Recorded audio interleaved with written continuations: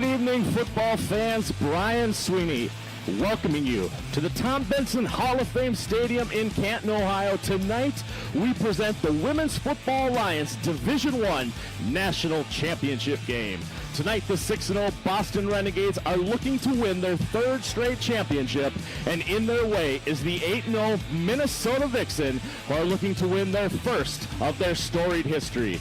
With me, as always, is a two-time women's football gold medalist and Hall of Famer, Donna Wilkinson. Donna, this is the marquee matchup that fans of women's football have been waiting to see, and I do not expect this game to disappoint. Well, Brian, the Boston Renegades are flying high into Canton, Ohio, arriving on the New England Patriots private jet that owner Robert Kraft offered to the team, who is playing for their third straight national championship trophy and sixth overall in franchise history. The Minnesota Vixens come in as the longest running football team in the nation and are looking for their first national championship victory after coming up short in their previous two championship appearances. Now, Boston is led by quarterback Allison Cahill, who has been referred to as the Tom Brady of women's football, and finished the season with 967 yards passing, 19 touchdowns, and a quarterback rating of 142.5.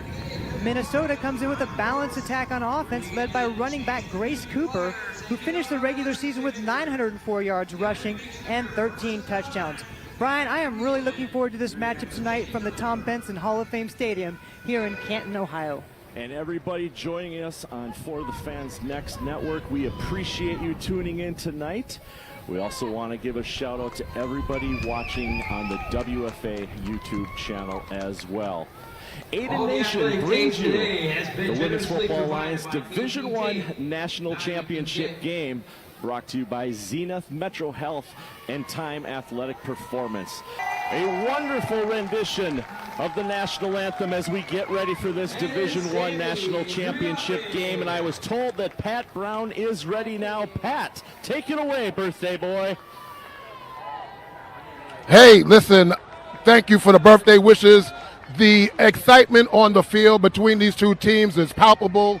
I tell you, I talked to both head coaches. They've been looking forward to this game for 2 years, and we're just waiting for them to kick this thing off because everybody's ready to see what these two teams are going to bring to the table. Back to you, Brian and Donna. Yeah, Pat brought up the point that these teams have been waiting to play each other. This game was on the regular season schedule in 2020 before COVID canceled the season. So for these two teams to be meeting on the national championship stage is history written right here. And I'm really looking forward to see how the Vixens start off this game. They are 7 for 7 on first drive TDs this season, and they're going against a Boston defense that is only giving up an average of 2 points per game, giving up 12 on the entire season. Stingy defense. Let's see if Minnesota can get it going right off the bat like they have all year long. Yeah, if you include the playoff game against the Cali War that got Minnesota here, they're 8 for 8 on opening drives this season. So Minnesota elected to receive the ball first after winning the coin toss. They will be moving left to right across your television screen and wearing their white visitor jerseys, even though they are on the home side of the field. The Boston Renegades in their red home jerseys, moving from right to left across your screen and on the far side of the field.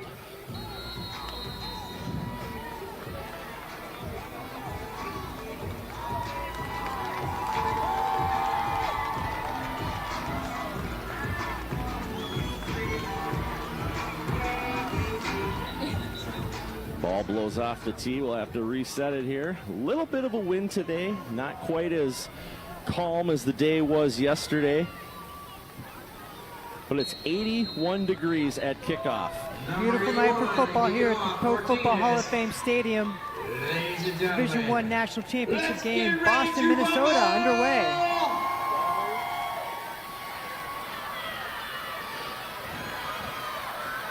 So Kaya Segura picks up the ball, and she's tackled out of bounds by number 63 for the Boston Renegades. And Deanna Walsh up quick to make that tackle, and right away we've got a Boston player down on the sideline. Minnesota will start their first drive, 1st and 10 from about the 29-yard line. Looks like that injured player, number 44, Sammy Bloom. Wait and see what happens here. Kaya Segula for the Minnesota Vixen doing all sorts of things for them this year. She's filled in a little bit at quarterback, had 38 yards on 2 completions. But mostly she's a receiver, 319 yards and 7 touchdowns during the regular season for Minnesota's number 11.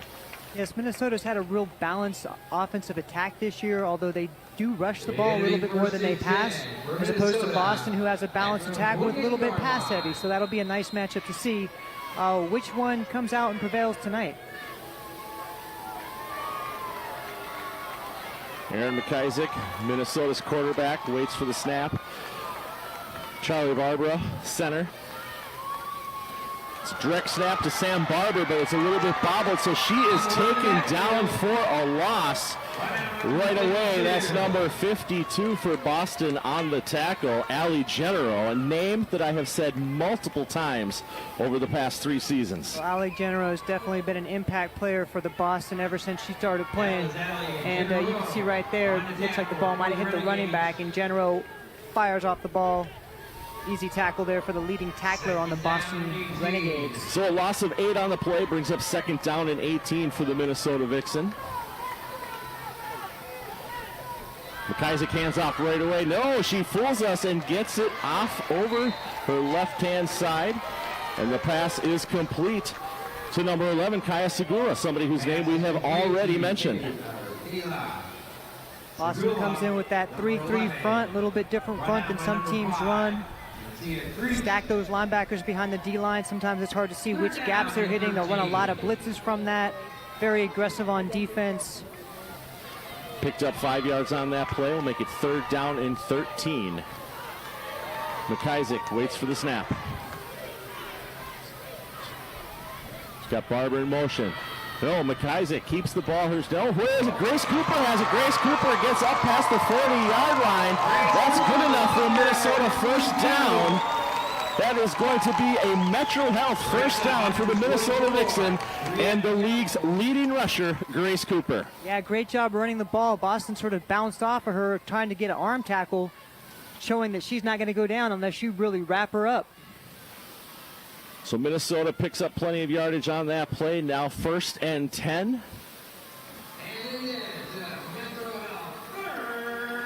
The WFA National Championship would not be possible without support from Metro Health, the preferred medical provider of the Women's Football Alliance National Championship. Metro Health is redefining healthcare by going beyond medical treatment to improve the foundations of community health and well-being. Thank you to Metro Health and the medical staff here today at the National Championship game.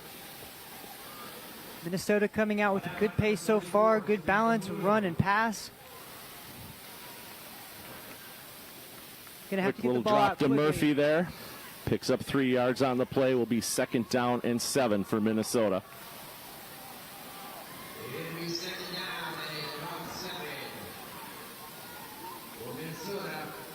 McIsaac waits for the snap. Snap is up.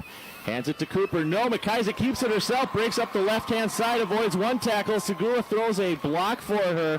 And McIsaac's up to the 50-yard line. So Minnesota is mixing up their runs and their passes so far this game. And it will be 3rd down and 4 from the 50-yard line. Well, I like their misdirection this game. Boston had a little stunt inside.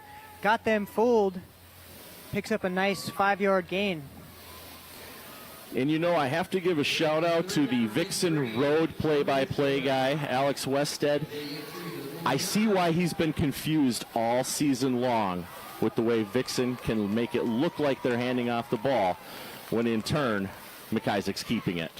McIsaac waits for the snap. Snap is up. This time she does hand it off to Cooper. Cooper is trying to get out of the backfield, just gets back up short of the original line of scrimmage. Bunch of Boston Renegades in on that tackle, including number 89, Christina Ruggieri.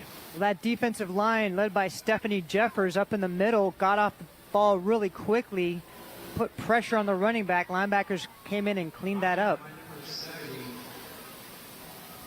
So it's 4th down and 3 for the Minnesota Vixen. They punted a few times this year, but right now I think they're worried about that that perfect streak of opening drive touchdowns, and they're electing to go for it on 4th down and 3. McIsaac waits for the snap. McIsaac keeps it herself, and we're going to have to watch for the spot. It looks like she's right at about the line to gain. Haven't seen anything, and there it is. That is another Metro Health first down. Minnesota keeps the drive alive.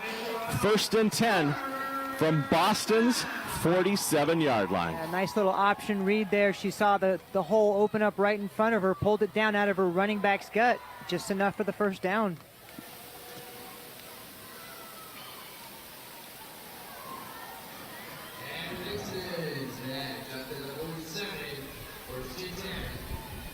McIsaac's got 2 receivers to her right, 1 up top to her left. Ball is snapped, hands it off to Grace Cooper. Grace Cooper finds a hole on the left-hand side, gets a good block, and is dragged down by number 89, Christina Ruggieri again. Well, that was a great block by number 84 out there to give her the edge. Nice 5-yard gain on first down. You know, Grace Cooper, she's had plenty of opportunities this year. Great rushing. Her longest run of the year was a 92-yard touchdown run. That's impressive. So 2nd down and 5 for Minnesota from Boston's 42-yard line. Grace Cooper continues to stand to the left of Erin McIsaac, the quarterback. 9 minutes and 45 seconds remaining in this first quarter. Quick throw up the center, complete to Sam Barber. And that is going to be good enough for another Metro Health Minnesota Vixen first down. Yeah, nice little route. Cut that right inside the defender. Gave her quarterback a perfect place to throw that ball. And Boston's not used to having a team drive right down the field on them. So it's a Metro Health first down for the Minnesota Vixen as they continue to chip into the Boston Renegades territory. This time 1st and 10 from the 34-yard line. Cooper lined up to the right of McIsaac. Hands it off to Cooper. Cooper goes up that left side, met almost immediately by number 70, Danielle Fournier. A last-minute shift by Boston. They brought the pressure that time with the blitz. And that will be a loss of 2 for Minnesota as we look at the replay here. Snap up to McIsaac, hands it off to Cooper. Cooper is being chased from the moment her hands touch the ball. Yes, and Fournier came all the way across from the other side of the formation to make that tackle. Had a good jump on the ball.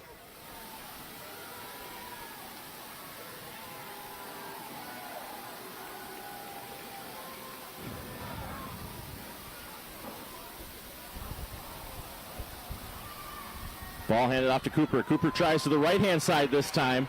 She escapes the Fournier tackle, escapes another tackle, and yet a third. She's got a big hole on the left-hand side. Barber throwing blocks down the field for her, and Cooper's able to pick up 9 yards and take a 2nd and 11 into a 3rd and manageable 2. Very impressive run there. She was in the hands of Danielle Fournier. Was not able to bring her down. Bounces out all the way across the field. Great pickup blocks there by her offensive line to spring her for a few more yards. So the official reading is going to be 3rd down and 3.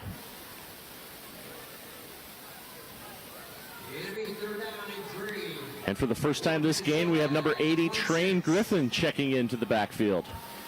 Stands to the left of McIsaac. Ball is handed to Train. Train looks for a hole in the middle. She gets some pushing from her line people.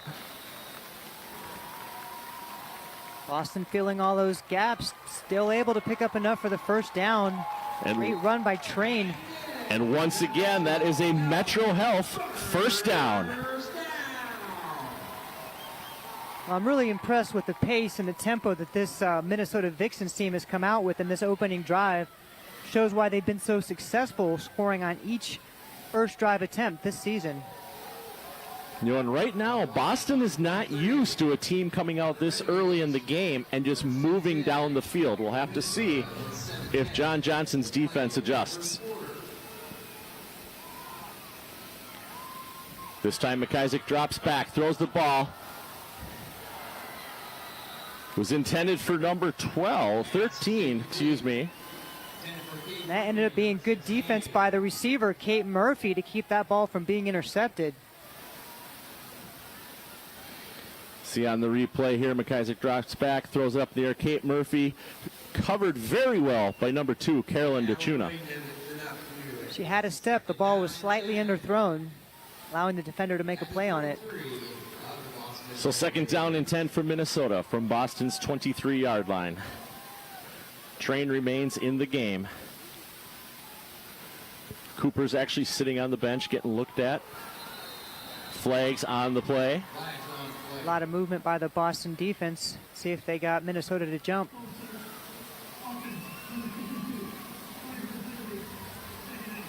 Yep, and that was Devin Whalen that jumped early for Minnesota. So it pushes them back 5 yards. We're 2nd down and 15.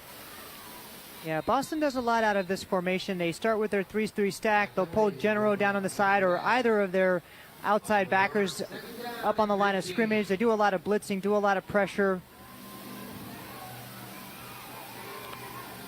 Train remains in the game. Barber in motion. Ball's handed off to Train. Looks like Train gets about 3, maybe 4 yards on this one. Train runs toward the defender, away from her block. Still able to pick up a few yards. Number 72, Laura Pavilion on that tackle for the Renegades, and it's 3rd down and 12 again for Minnesota.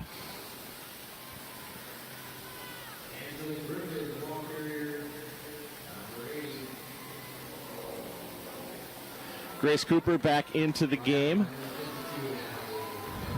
Looks like it might have just been some issues with her tape when she was on the sideline.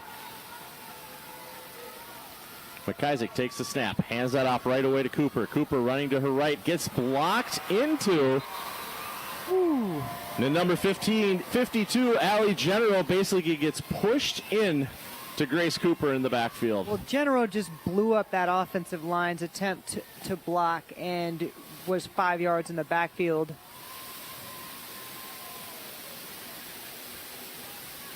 So Minnesota once again facing a 4th down. This time, though, it's 4th down and 15. See what kind of play they have for 4th and 15. What have you seen this year up in Minnesota?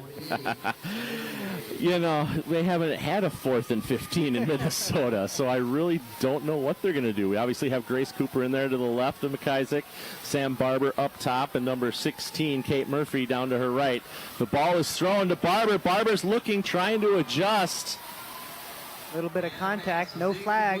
And great coverage there by number 14, Jessica Balisto. And the Boston Renegades will take over on downs. Well, I'm impressed with that first drive. Even though it didn't end up in a score, they were poised, they were under control. They showed that they can move this ball against a really tough Boston defense. But now, the most high-flying offensive attack in the WFA this year, led by Allison Cahill. So Minnesota used 9 minutes and 45 seconds off the clock in that opening drive that didn't result in any points. And head coach Ryan McCulley, who is also the defensive coordinator for the Minnesota Vixen, watch Allison Cahill snap the ball and hand it off right away to number 21, Shantae Bonds, who's up the left-hand side for a gain of about 8 yards. Well, Bonds, their top running back this season, also has been a former WFA MVP, just a really talented running back. They've got a lot of weapons on this team, top to bottom. So Cahill waits for the snap. Bonds in motion to her left. Throws it over to Bonds. And it skips off the ground before it gets to her hand. So an incomplete pass. Yeah, running a little screen there, getting Adrian out on the block. Unable to complete it. You don't see that very often from Cahill.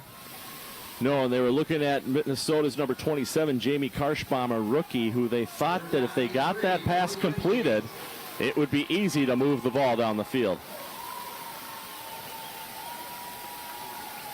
So it's 3rd down and 3 for the Boston Renegades. Cahill waits for the snap. Snap is up. She hands it off right away to Bonds in the backfield. Bonds breaks one tackle, and she's ultimately dragged down by one of the original Vixen, number 96, Red Bryant. Yeah, Red, what an impressive story. Played 23 years in the league. One of the veteran leaders on this team. Played back when they were barnstorming. Just amazing to see a player be able to have this kind of longevity and still out there starting in this game. So result of that play was a Metro Health first down for the Boston Renegades. They are 1st and 10 from their own 41-yard line. Moving right to left across your screen in the red jerseys. 4 minutes and 34 seconds remaining on the clock. Big block in the backfield and ultimately taken down by number 4, Amanda Atkins. And Pasquale, also one of their good receivers and running backs.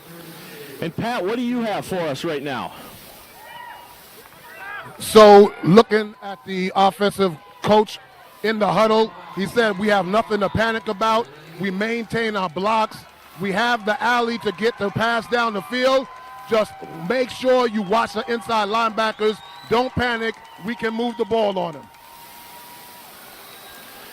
And for the second time this drive, we have seen one of Cahill's passes skip off the ground to the receiver. This time intended for number 10, Adrian Smith, and it's thrown short. Right receiver as the corner was on a blitz, just unable to complete it. So 3rd down and 5 for the Boston Renegades. 3 minutes and 55 seconds remaining in this quarter. Cahill waits. Changes the call. Getting into the backfield. Pressure is put onto her. That's Minnesota's number 82, Jocelyn Nelson, with the sack in the backfield. And Nelson is one of those players that when they come to play, they come to play. Well, that was a great sack there. A lot of pressure off the edge. Minnesota brought 5 players. Offensive line of Boston unable to handle that rush. Brings up a 4th down punting situation. So Boston is getting ready to punt the ball. Minnesota waits to receive.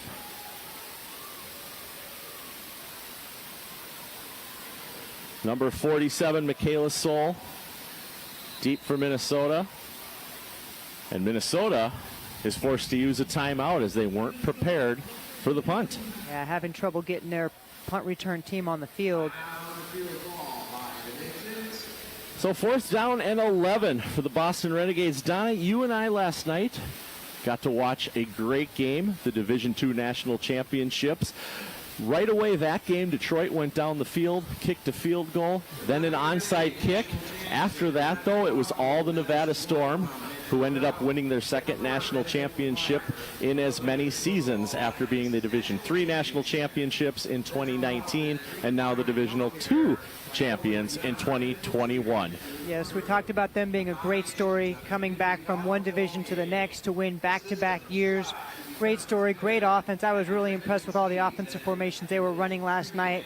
A lot of misdirection, a lot of options. Really kept Detroit off balance.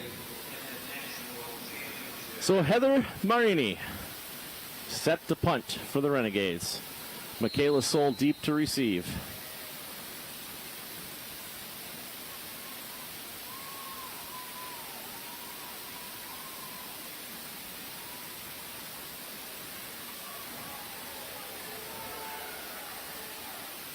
Takes a Boston bounce, rolls to a stop at the 24-yard line. So that's where Minnesota will start their 2nd drive of tonight. Well, from all my years playing Boston, one of the biggest things you can do is long drives that take time off the clock. Boston's one of those powerful offensive teams. They can score a lot of points quick if you give them time. Very important to have these long, consistent drives that eats up the clock and reduces Boston's time on offensive possession.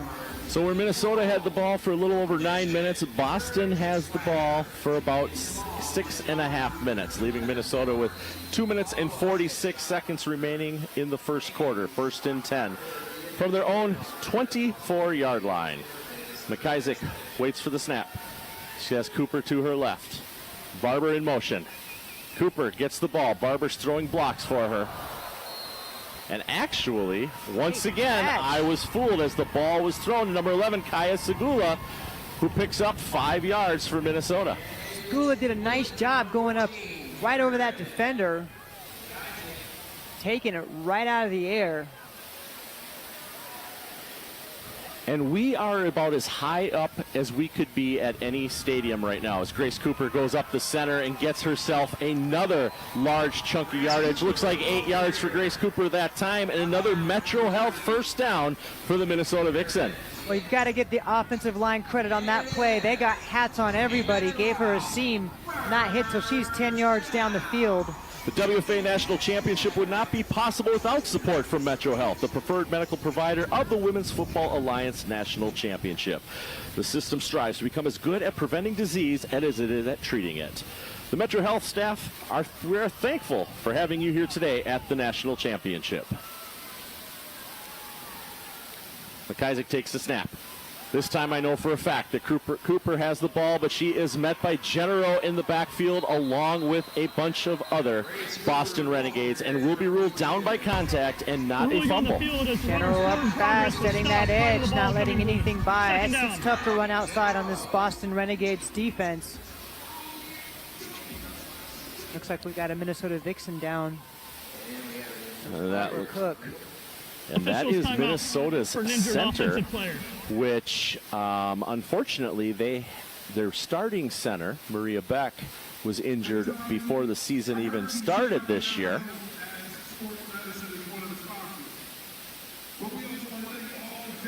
All athletic tape today has been generously provided by KT Tape. Now you can get 15% off your KT Tape needs when you subscribe to their email newsletter. KT Tape is the official kinesiology tape of the WFA and a proud sponsor of women's sports everywhere. As we see Grace Cooper rushing the ball multiple times already in this first quarter, a first quarter that has 1 minute and 17 seconds remaining. And it's good to see Barbara Cook get up and walk off under her own power. She'll have to come off for one play after that injury timeout. It looks like she's going to be okay. So right now, Tina Tuna Milk Milky will be snapping the ball. Before the game, that's one reason you have multiple people practice in different positions for situations just like this. Snaps a little low. McIsaac drops back, throws the ball up. It's caught right away. That's number 87 for Minnesota. That's Janessa White with the completion. I like the call. Boston's putting a lot of pressure. Take advantage of that big rush. Throw it over the top of General and that defensive line.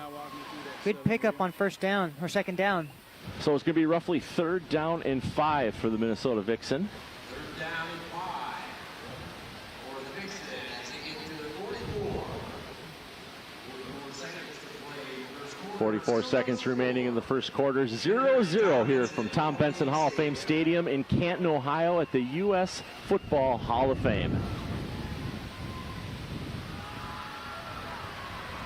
Cooper met in the backfield once again. So Boston has figured out how to get behind Minnesota's line of scrimmage and meet Cooper in the backfield about 50% of the time so far. Well, they will do that consistently, and if you ask, will Boston make adjustments? Yes, they will. Boston is one of the best coached teams coming in and making adjustments in game and particularly at halftime. This team is well coached and well disciplined.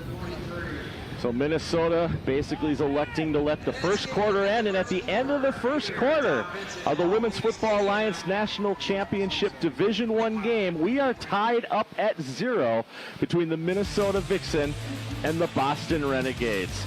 We will be back for the second quarter and more right after this message from our sponsors from Canton, Ohio. Today's game is fueled by Time Performance, the official nutrition partner of the Women's Football Alliance.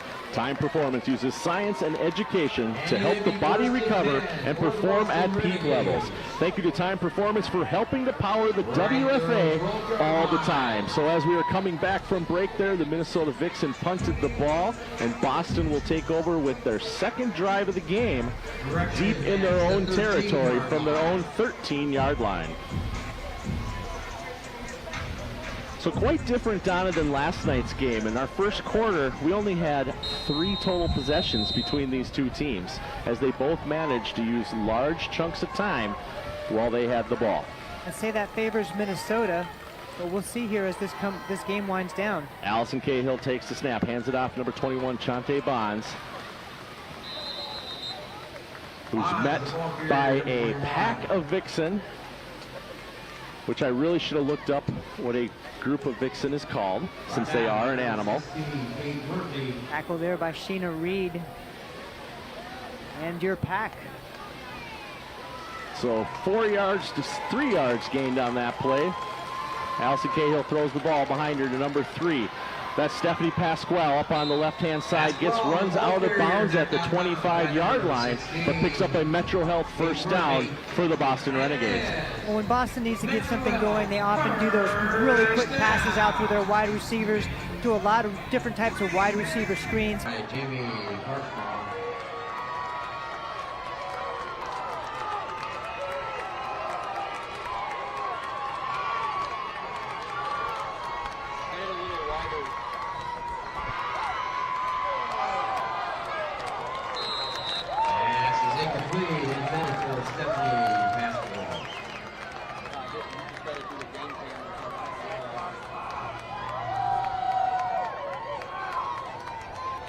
We're down in 10 for the Renegades at the 25-yard line.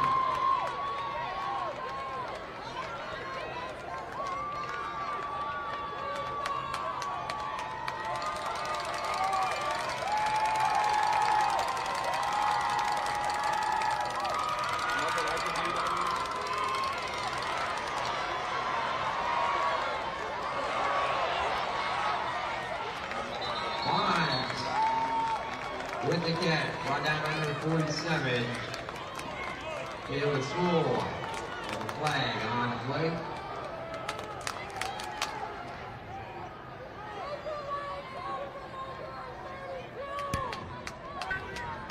An eligible man downfield. Offense number 75. 5-yard penalty. Replay third down.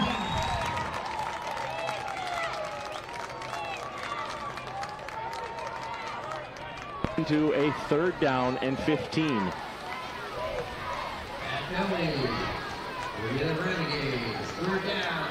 So we have 1 penalty for both teams so far.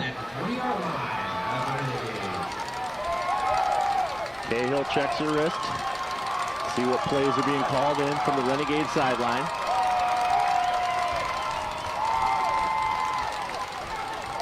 Waits for the snap. Throws it across the field. Is caught by number 10, Adrian Smith. Nice and that is going to be good enough for a Metro Health first down. So Boston took advantage, Boston made good on that penalty and still managed to pick up the first down. Well, there's really no first down yardage that Cahill can't hit and pick up with their talented wide receivers. Smith doing a good job of coming up with that pass and just stretching out for a first down. So 1st and 10 for Boston from their 36-yard line. Cahill drops back. Looks to run. She's got somebody chasing her. Pushed down. There's a flag on the play. This one's going to be coming back. Sil Winton on the tackle there after completion to Chante Bonds. But there's pressure getting to Boston. Holding. Offense number 88. 10 yards from the previous spot. Replay first down. So Boston with their 2nd penalty of the game. Both times it has cost them 5 yards. We'll see if they're able to, this time it cost them more than 5. I forget that these are spot penalties. Boston averaging 4 penalties per game. Pretty disciplined team. So far, 2 penalties in the first quarter and change. So 1st down and 20, 11:41 remaining in the first quarter.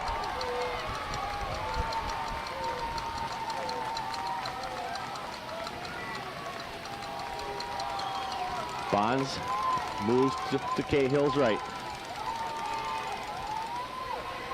Cahill with a quick release. Right to number 10, that's Adrian Smith. Adrian Smith, number 10. Taken down immediately.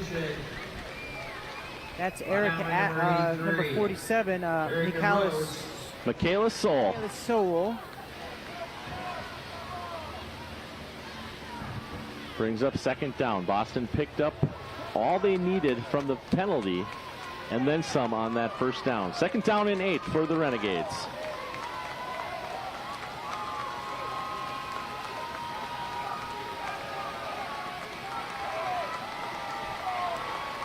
Cahill changing the play. Didn't like the way she saw Minnesota lined up in defense. Boston has numbers to the right. Cahill drops back. The pocket collapses on her. She's got people chasing her from all angles, and she slides to avoid getting crushed. Number 7, the ball carrier. Yeah, good job by the Vixen defense putting pressure. She had Bonds open. Not enough time to get her the ball. That was Michaela Soul once again chasing Cahill, causing her to slide. Brings up third down and 5 from the Renegades. 10:41 remaining in the first half of this Division I National Championship game. Ball handed off right away, number 21, Shantae Bonds. Shantae Bonds trying to find a corner and only gets about a yard, maybe 2, before pushed out of bounds. Well, great job this time by the Vixen defense of pressing the edge. Not letting her get outside and pick up extra yards. It was at the key fourth down play. Knocked out of by Vicky Cochran, number 27. Fourth down and 3 for the Renegades. Fourth down and 3. Boston's offense stays on the field. Cahill, shotgun. She's got a running back to her right. Drops back, releases the ball. Complete right away. Tackle made by number 9, Amy Mugas, but not before it was complete to number 87. That's Emily Beneke, and that picks up another Metro Health first down for the Boston Renegades. Beneke, another one of their top receivers. The Renegades first down. Sponsored by Metro Health. The Boston now first and 10, dead center of the field, 50-yard line. 9 minutes and 22 seconds remaining in the first half of this game. Shantae Bonds with the ball, makes a corner up the right. Tackle made by Madison Schmatz, and a flag on the play. Pasquale with a good lead block on that play, getting out in front.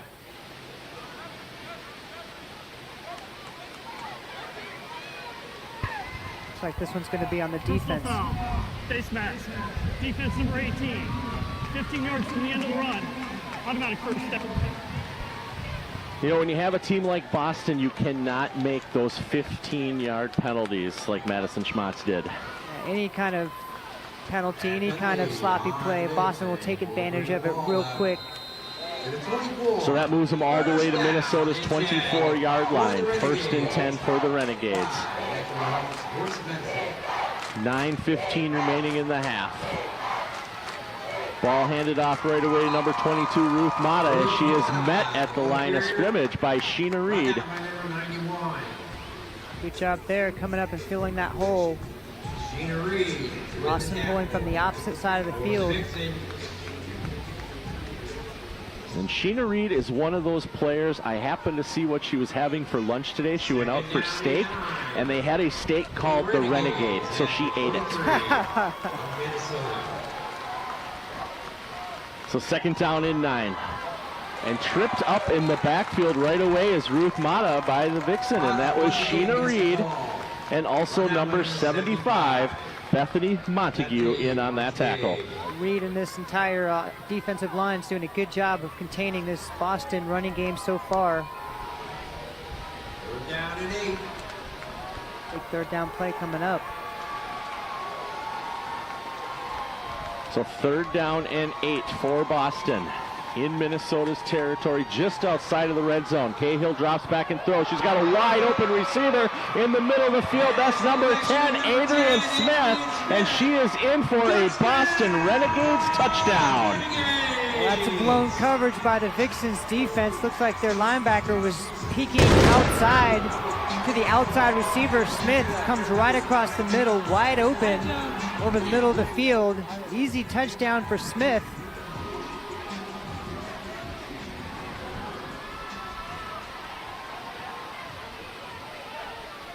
Adrian had 6 touchdowns on the regular season. Now we wait for the extra point attempt.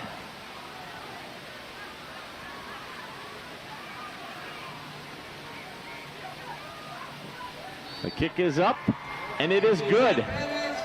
So with 7:55 remaining in the first quarter, the Boston Renegades are on top in the Women's Football Alliance Division I National Championship game by a score of 7-0. See Adrian coming right across the middle. Nice pass to her. Easy touchdown for the Renegades.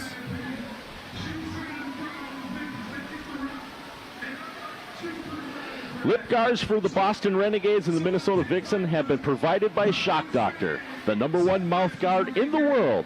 Protection, courage, and swagger. Get them all in a Shock Doctor lip guard. Follow us at Shock Doctor. Thank you to Shock Doctor, the official lip guard of the Boston Renegades and the Minnesota Vixen. Well, this is what we're used to seeing out of this Boston offense. Drive down the field and score. They're averaging 59 points per game this year. Just Usually, though, higher all year. Usually, though, it's not taking them 22 minutes to put those first points up on the board. And I would say that's probably the greatest thing for Minnesota right now is that they've had those long drives. They've been able to keep time of possession out of Boston's favor. And that's why you see Boston here with just 1 score with 7:55 to go in the second quarter. Well under their scoring performance all year long. And we'll get some great stats here at halftime, so we'll know how the games are going. John Sands of the Minnesota Vixen will be sending those over to us. We will be able to tell you how many yards Grace Cooper has, how many yards Ruth Mata has, and everything in between. So thanks to John for monitoring those stats for us. Boston ready to kick it off. Minnesota ready for their 3rd possession of the game. Ball is picked up. That's number 11, Kaya Segula. She finds a hole on the right-hand side, makes it all the way up to about the 38, 39-yard line before she is met by the Renegades. Megan McFadden in on that tackle for the Renegades.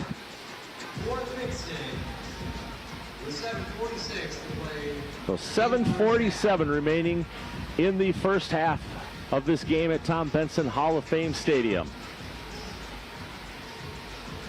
Minnesota 1st and 10, moving right to left across your screen, wearing their white jerseys.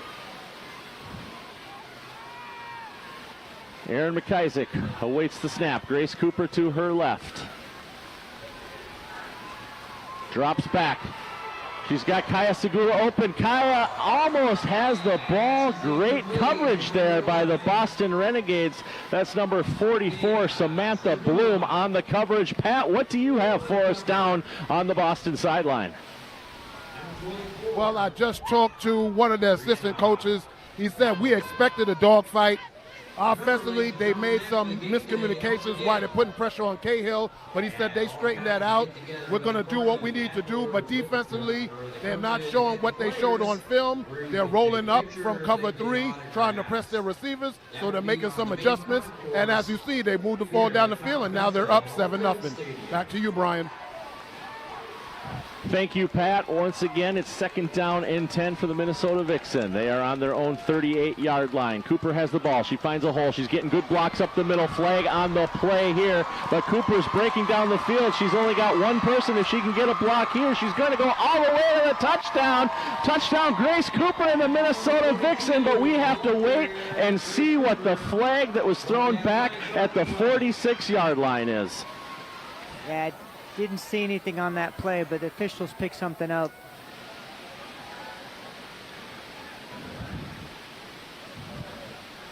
If this is against Minnesota, this will be hurtful. But they are celebrating on the Minnesota sideline. so it's looking like the touchdown will stand.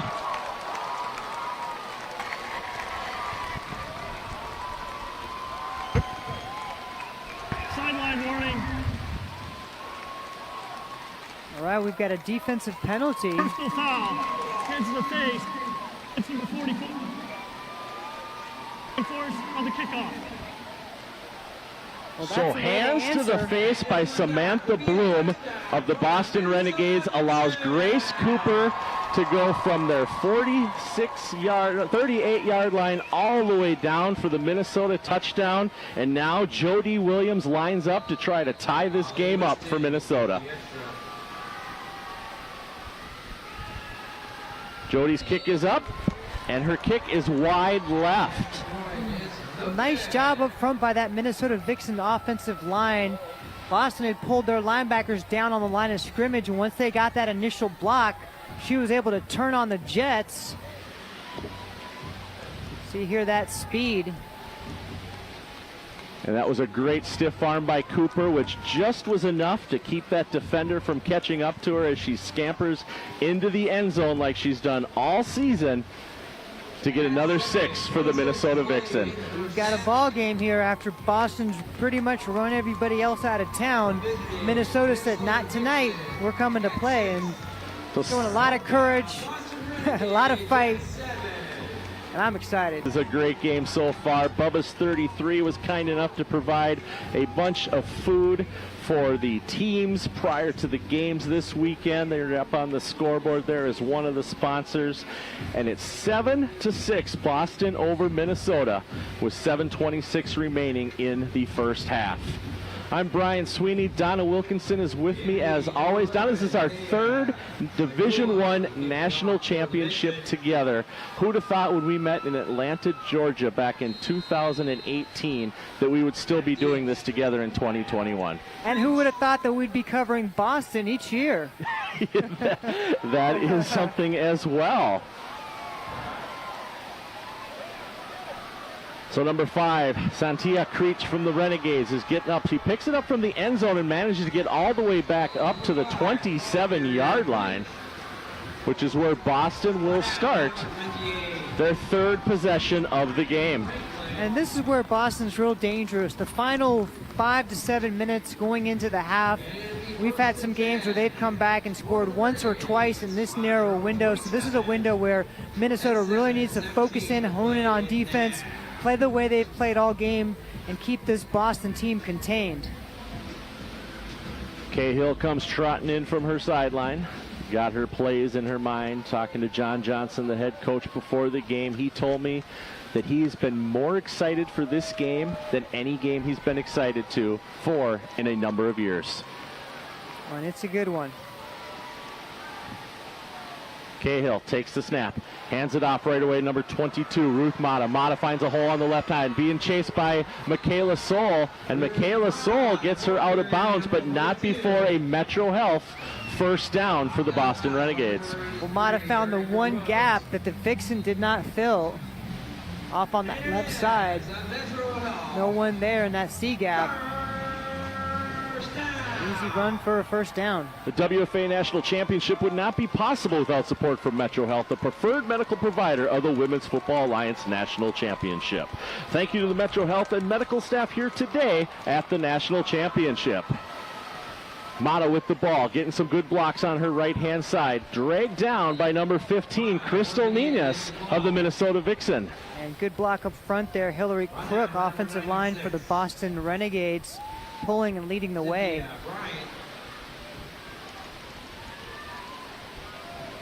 So gain of about 8 on the play, second down and 2 from their 48-yard line.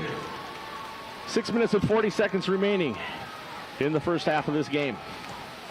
Snap is up. Chante Bonds with the ball, finds a hole on the left, and it crumbles quickly as Madison Schmatz and a bunch of other Vixen players, including number 66, rookie Molly Bleasy, are in on the tackle.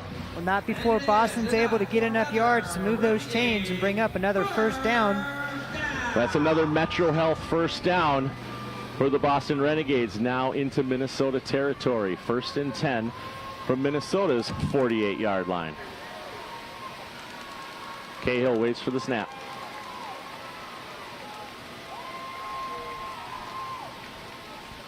Drops back, throws the ball up in there. She's got a wide open receiver. Good coverage that time by number 9, Amy Mugas. Ball intended for number 87, Emily Beneke. Yeah, Beinecke wanted a call there, a little bit of contact, but that came in right as the ball came into Beinecke. No harm, no foul. Mugas having a great season. Has had a run back for a touchdown already on an interception return that went 30 yards this year.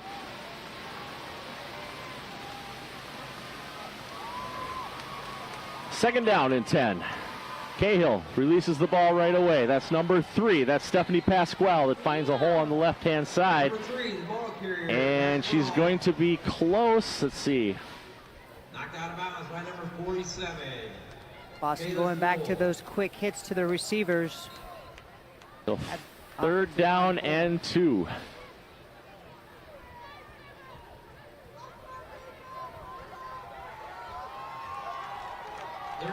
Bonds to the right of Cahill. Beinecke to her right. 3 receivers to her left. Looks to the sideline, changes the play, drops it really quick. That's Pasquale, picks up the ball. Pasquale gets enough for a first down. That's Schmatz and Mugas on the tackle. Yeah, we had a game where Boston pretty much went left, right, ran that same play back to back to back over and over again. Tough to stop. They can get that quick hit and get their players out in front blocking. So another Metro Health first down for the Boston Renegades. Chipping their way deeper into Minnesota territory. 5 minutes remaining in this first half. First and 10 for Minnesota's 29-yard line. Cahill pump fakes, releases the ball. She's got a wide open receiver, and the ball drops through Pasquale's hands, which would have been an easy touchdown for Stephanie Pasquale, number 3 of the Renegades. I'm not sure what defense the Vixen were trying to play. It looks like the corner sort of stayed down low, thinking maybe she'd have a safety help up top. Obviously a blown coverage. Very fortunate that wasn't 6. On the cover was number 32, Syl Winton, and Michaela Soul were closest to the receiver there. So second down and 10. Hand off to Shante Bonds. Shante Bonds goes to the right. She finds a hole. She picks up a block and dragged down in the backfield by a name we've called multiple times this game already for Minnesota, number 9, Amy Mugas. Mugas did a great job of bringing her down from the back. Manages to pick up 1 yard before she was dragged down by Mugas. See the replay on here. Amy is not fooled, and she gets through that line, and she just tackles number 22, Ruth Mata, excuse me. Yeah, if she doesn't make that tackle, she's going to be running for a little while here. So Mata to Cahill's left. Third down and 9. Just over 4 minutes remaining. Cahill drops back. Red Bryant was on her. Pass is complete to number 22. That's Ruth Mata, who gets yanked out of bounds by a touchdown-saving tackle by number 15, Crystal Nunez. And you can really see Mata's speed there. She gets out to the edge.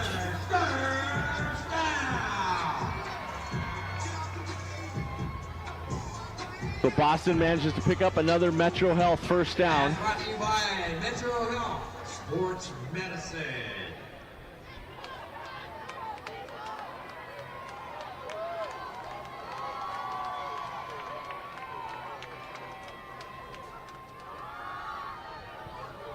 So good blocking here.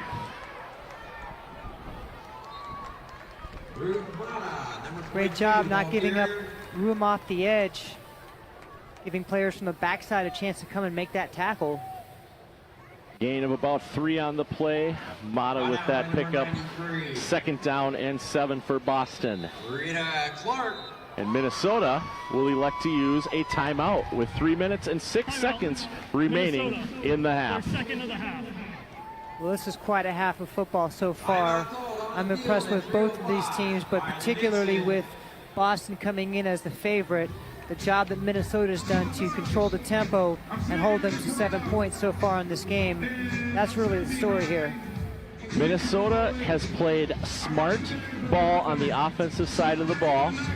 And, as we heard Pat Brown say, they are doing things that Boston's coaching staff did not see on film. Well, I think you always put some things in during the season that you don't show, and they're showing it tonight.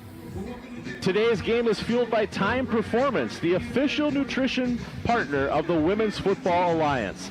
Time Performance uses science and education to help the body recover and perform at peak levels. Thank you to Time Performance for helping to power the WFA all the time. Brian Sweeney here with two-time gold medalist in football and Women's Hall of Famer Donna Wilkinson, welcoming you to beautiful Canton, Ohio, the NFL Pro Football Hall of Fame Tom Benson Stadium. And what a facility this is. What a great facility and a new partnership with the WFA, multiple-year partnership here. Grateful to be a part of this stadium and this game here with you. So 2nd down and 7 for the Renegades. 3:06 remaining. Cahill waits. No running back. She takes the ball. She drops back. She's looking to throw the ball quickly. The ball is complete to number 15. That's Catherine Thailander, who's met instantly by number 43, Nina Fute. Yeah, and I have to wonder if Minnesota is going to try to stop the clock again in case if Boston does score. Make sure they give themselves a little bit time before the end of this half to try to go back and score on offense. So 3rd down and about a yard, maybe just slightly more than a yard. We're down to 2 for the Boston Renegades. 2:33 remaining. Boston up 7-6 over the Minnesota Vixen. Allison Cahill, the quarterback, the league MVP in her position, with a quick pass to number 22, Ruth Mata, in for another Boston Renegades touchdown. And just like that, quick screen out. Mata's got the touchdown. So you just mentioned that Minnesota was going to be left with time, and they do have time. They have just over 2 minutes remaining in this half. Hopefully they have what they believe is enough to move down the field and answer. And for those of you watching at home, it does show Boston Renegades down to 1 timeout on the graphic. They actually do have all 3 of their timeouts remaining. The kick is up. And it's good. So Boston Renegade on 3 possessions, started with a punt, but has gone touchdown, touchdown after that. All athletic tape today has been generously provided by KT Tape. Now you can get 15% off your KT Tape needs when you subscribe to their email newsletter. KT Tape is the official kinesiology tape of the WFA and a proud sponsor of women's sports everywhere. As we watch number 22, Ruth Mata of the Boston Renegades, go in for multiple touchdowns this game.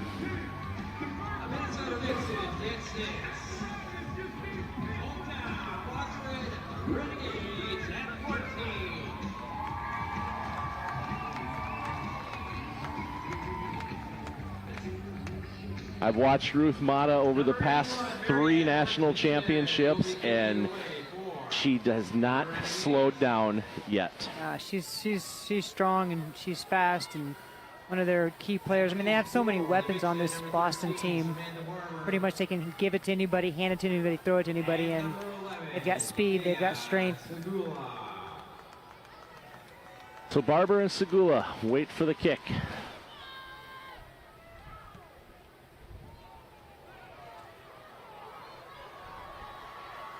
This time the kick is popped up to Sil Winton, who spins out of bounds. And Minnesota will have 1st and 10 from about their 43-yard line with 2 minutes and 13 seconds remaining. Minnesota takes over with good field position, should have an opportunity with just over 2 minutes left to try to drive down and score. And you know, they've got the arm power of Aaron McIsaac and the receiving duo of Segula and Barber that can get downfield quickly. And they don't have to rush this. 2 minutes is plenty of time to get the ball down the field. They've got to come up with some urgency. They got to have some tempo. McIsaac waits for the snap. Grace Cooper to her left. One receiver to her right. Drops back, and she immediately tries to throw it to Kaya Segula, who looks like she was kind of held up a little bit, but there was plenty of coverage on the play by the Renegades, including number 24, Brianna Gallo. That was a dangerous throw there into double coverage, also underthrown. The last thing Minnesota wants to do there is throw an interception and allow Boston to move down the field with 2 minutes remaining. There. Second down and 10 for Minnesota in their white visitor jerseys. McIsaac waits for the snap. Barber in motion. Ball handed off to Cooper. Comes up the center of the field, but she actually is met almost right away by number 46, Hannah Jennings of the Renegades. Hannah Jennings did a good job coming off the line of scrimmage. And Boston now is electing to use one of their timeouts. Which, with Minnesota on third down, you really can't blame Boston for using that timeout. And again, those of you watching at home, it does show Boston has no more timeouts. They actually still do have 2 timeouts remaining. So the graphic is wrong on that. These last few minutes of the game are very dangerous when you're playing Boston. They tend to really focus in going into halftime. And she is definitely a rowdy fan. I'm sure they can hear her all. All athletic tape today has been generously provided by KT Tape. Now you can get 15% off your KT Tape needs when you subscribe to their email newsletter. KT Tape is the official kinesiology tape of the WFA and a proud sponsor of women's sports everywhere. And Minnesota and Boston are actually playing what I would consider a shootout, even though Boston is currently up by 8 points. McIsaac's pocket crumbles fast, and she is taken down in the backfield by number 42, Jennifer Tamillo. Boston bought the pressure on that play. Minnesota Vixen offensive line unable to block them. And that's unfortunate for the Vixen offense. So a loss of 5 yards on that play. Everyone was coming. You see 4 or 5 people in the backfield. And Boston uses their second timeout, which will leave them with a minute 17 remaining in this half. We really hear those Boston fans across the way getting loud, cheering for their team. Good number of people here tonight, Donna. It's always good to see the fans come out from across the league, whether or not their particular team has made it to championship weekend. It's still great to see them coming out and supporting the rest of the athletes here this weekend. Absolutely, and we have a lot of wonderful athletes, Division II, Division III as well, all the all-star players, so a lot of women's football players from all over the country gathering here in Canton, Ohio today. So 4th down and 16. Segula punts the ball. And it rolls out of bounds at the 29-yard line. I'm going to mark it right at the 30. Boston still has time left, still has 1 timeout as well. Minute 35 remaining, and they are going to look to increase their lead going into halftime. Well, Cahill is known as the Tom Brady of women's football. Let's see if she can pull off a little Tom Brady magic here with 1:36 to go remaining in this half.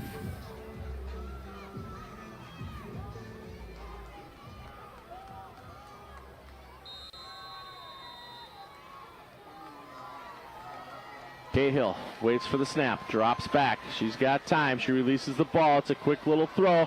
That's number 21. That's Shantae Bonds, the receiver, taken down by number 18, Madison Schmatz of the Minnesota Vixen. But once again, not before another Metro Health first down. And with the NCAA clock rules, the clock does stop temporarily until they get those chains set, really giving Boston an advantage when they throw the ball over the middle of the field. So Cahill drops back in her pocket, looks downfield. She's got a receiver open, and good coverage that time by Crystal Nunez as the ball was intended for number 15, Catherine Thailander. Yeah, I'd expect Boston to come out and throw on every play with 1:10 to go in the half.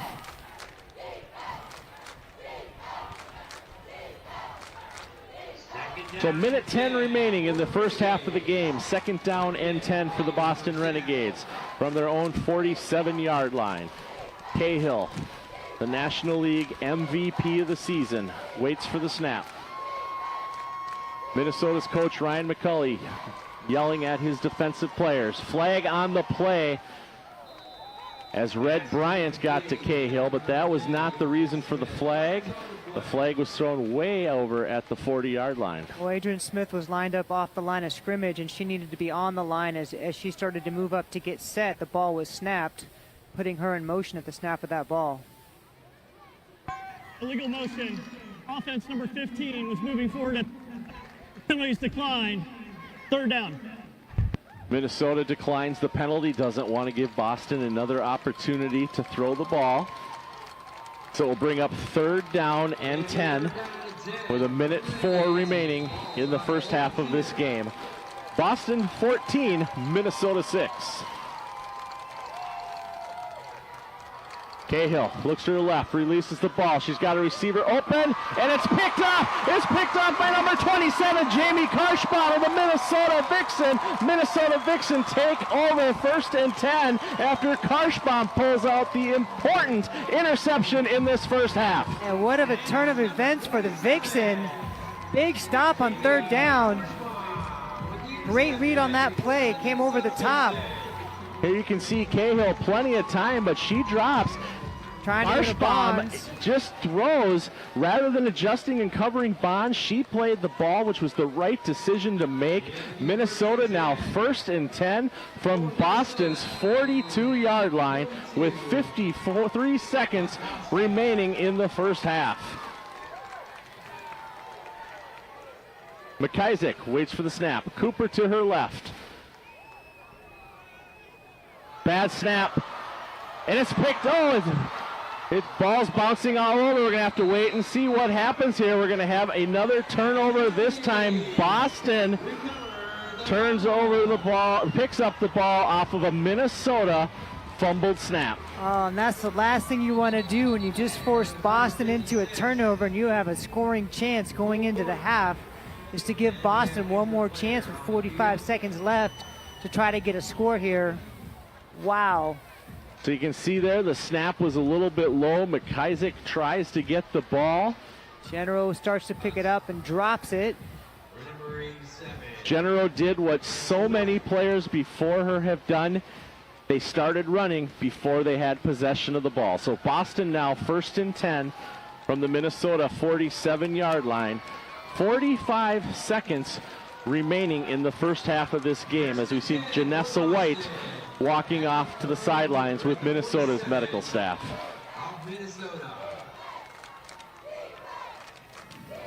Each team one timeout remaining.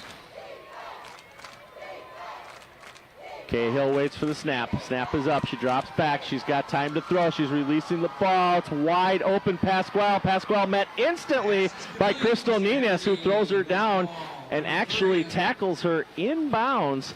So the clock will start as soon as the chains are reset, but that is a Metro Health first down. Minnesota giving up way too much room on that outside receiver.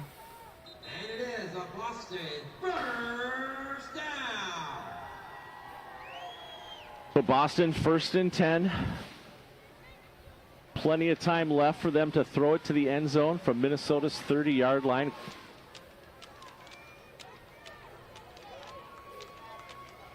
The official lines person over there still has second down on their flip chart, but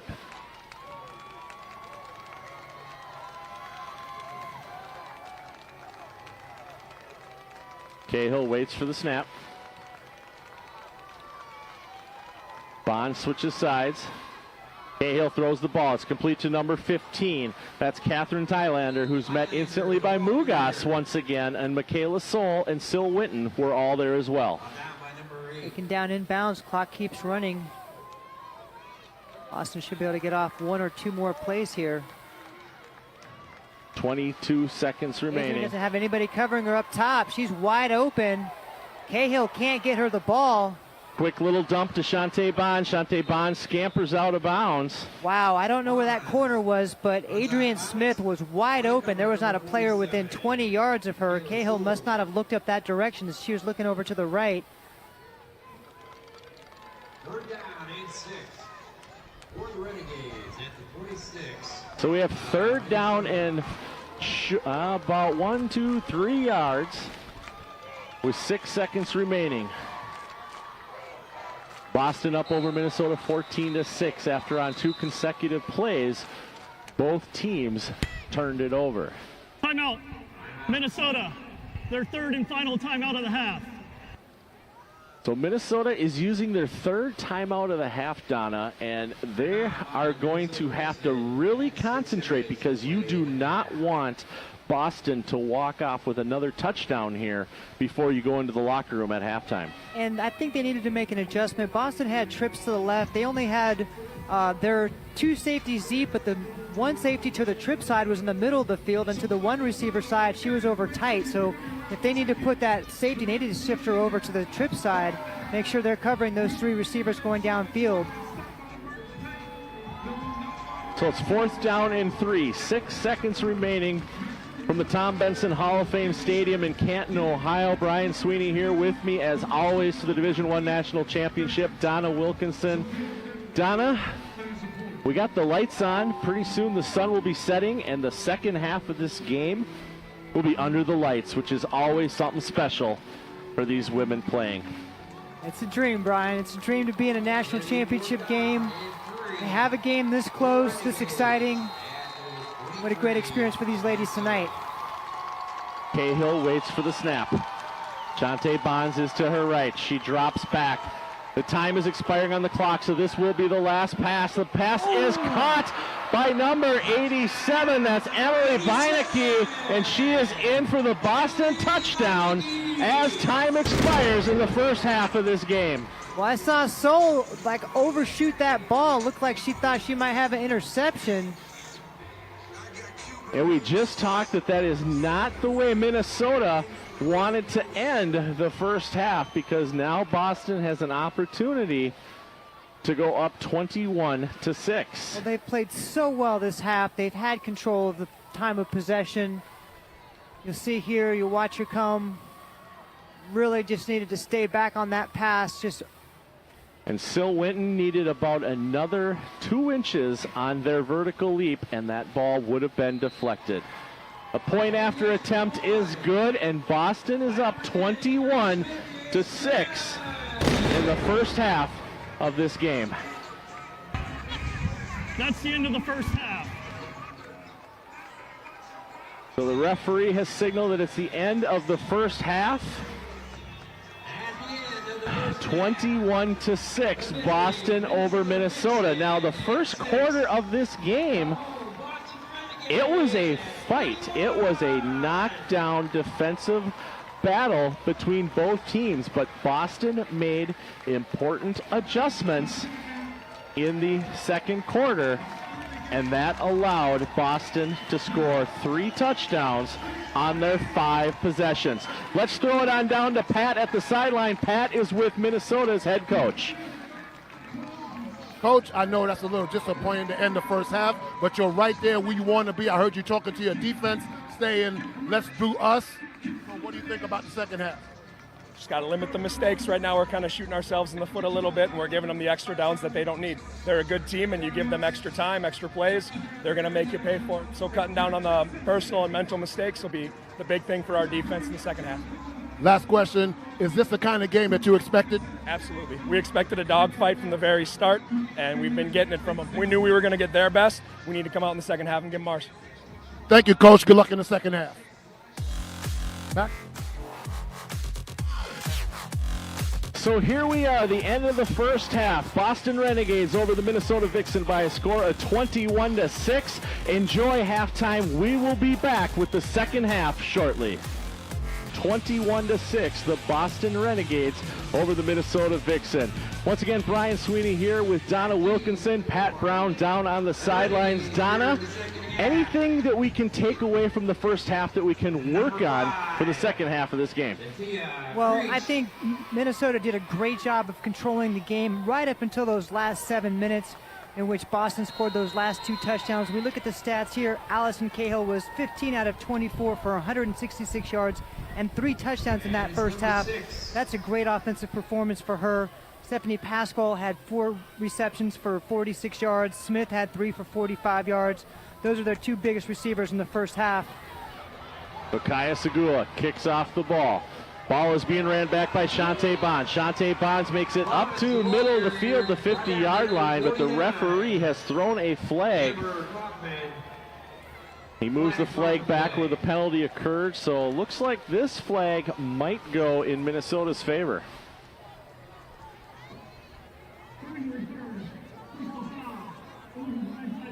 Turn team number 52, 15 yards from the spot of the foul, first down. And on the other side of the ball, we see something similar. Grace Cooper leading the offense, 11 attempts rushing for 109 yards and 1 touchdown. So there's of 62. There's the blind side block on Nina Fuchs. Genero gets called for that. Gonna back them up 15 yards. So Boston will start the first drive of the second half of this game from their own 27-yard line. Boston in the red jerseys moving left to right across your screen. The Minnesota Vixen wearing their white road jerseys. Minnesota is on the home side of the field. Boston is on the visiting side of the field. Cahill with a quick pitch. That's to number 22, Ruth Mata. Mata trying to get out of the backfield. Makes her way up a few yards. But we got it. Good job running her down before she falls down on the sideline. Not sure what that injury was. And that looks to be, I believe, Officials timeout for an that injured number defensive player. 82. Looks like 82, Joycelyn Nelson.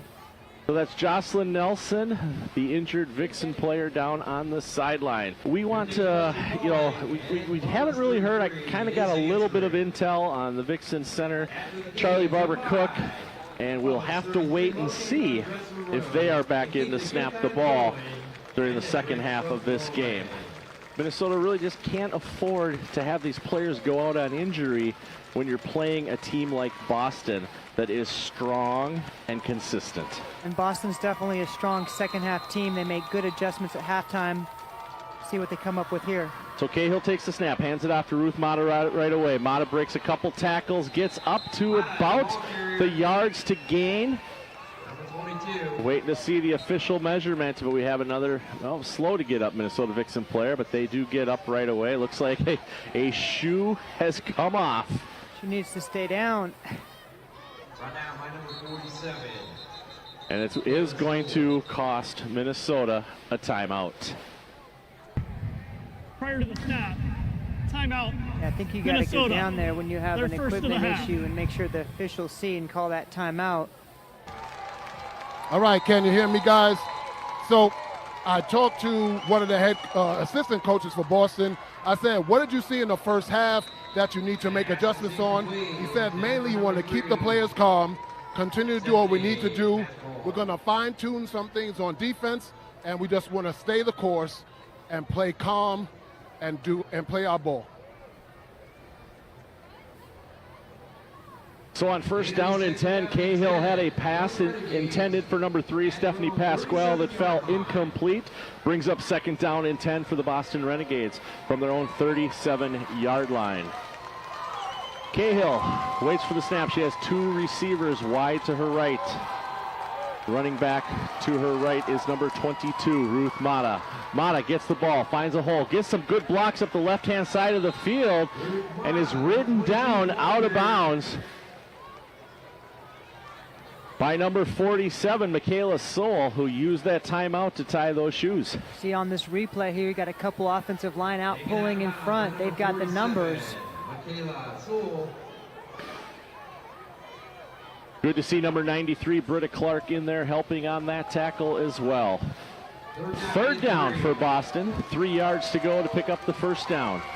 13:40 remaining in the third quarter of this game. Ruth Mata with the ball, finds a hole, gets a good block in the backfield. Looks like she stepped out of bounds short of the first down. Boston came out with that unbalanced formation to the left. Extra offensive line on that left side, and then go ahead and pull 56 out there. And great work on that by that official to see that the out of bounds was breached, bringing up 4th down and 1 for the Renegades. Big opportunity for Minnesota to keep themselves in this game with a stop here and provide good field position. Mata finds a hole up the middle, is tripped right away, but by NCAA rules, she is down by contact. So Minnesota will get the ball on a turnover on downs by the Boston Renegades to start the second half of this game. That was good pressure up front. You see 32 still firing through that line, putting pressure, forcing Mata to look like trip and not get that first down. You are correct. She did trip on number 80, Ashley Beckman's feet as she was trying to gain that extra yardage. So Minnesota 1st and 10 from Boston's 43-yard line.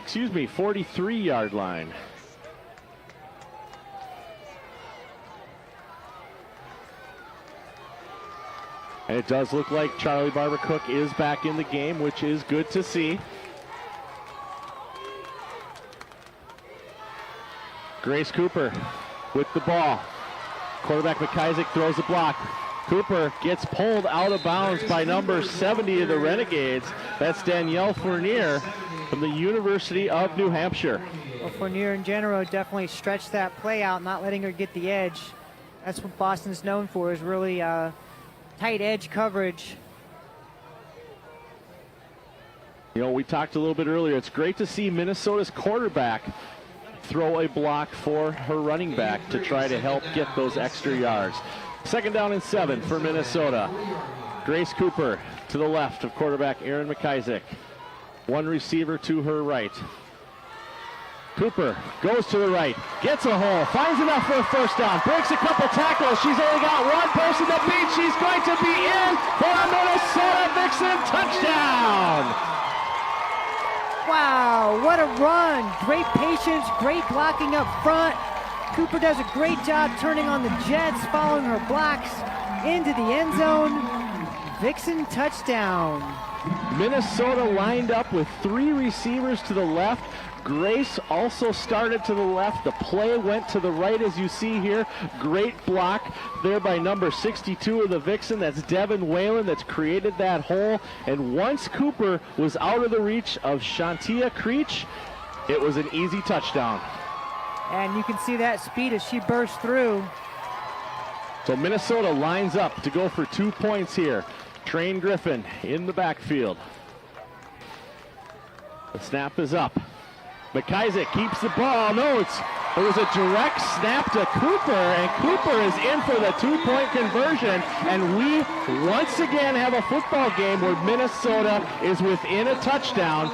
14 for Minnesota Vixen, 21 for the Boston Renegades. Well, good decision to go for 2 points here, and great play call there with the direct snap. Finds that nice little hole in the defense.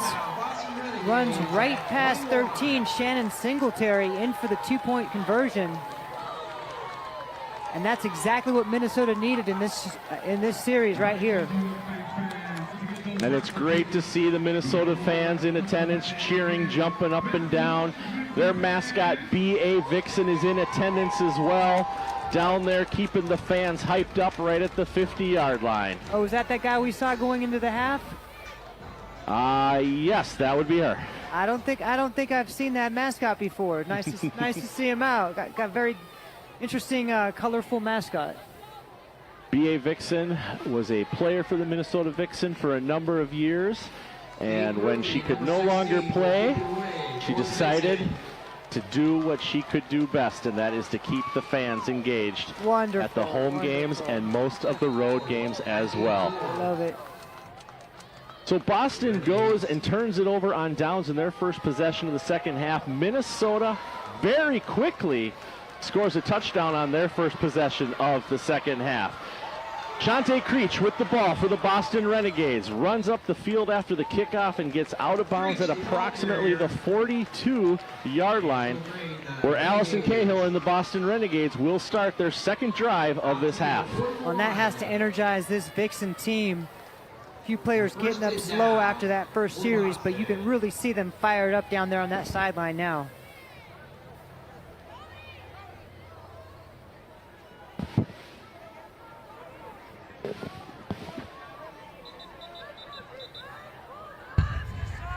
Here's some extra Please whistles reset on the the game field. clock to 12 minutes and 5 seconds.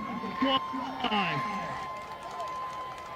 So we're making an adjustment to the clock. After the player had run out of bounds, the clock continued to run. So we will wait for the clock to be reset.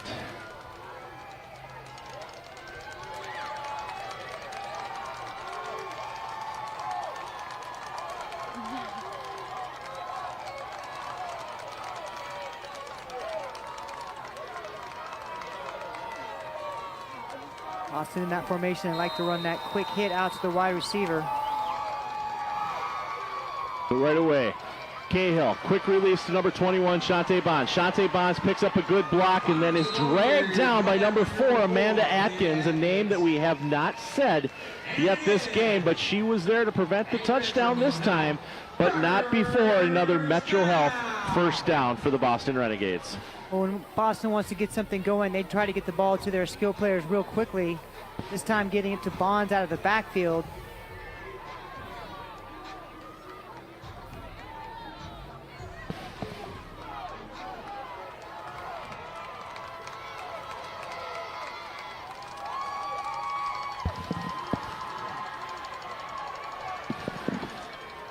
Shante Bonds, the ball carrier. Picks up another Boston Renegades first down. That's another Metro Health first down for the Boston Renegades. And again, we have a Minnesota Vixen player laying on the field requiring medical attention. Well, this Boston is a very physical team, and whenever you play them, there's going to be a lot of hard contact in there. You can see the effect on some of these players going down. Right there you see Boston doing a great job of pulling their offensive line, getting blockers out in front, leading the way for a long first down run.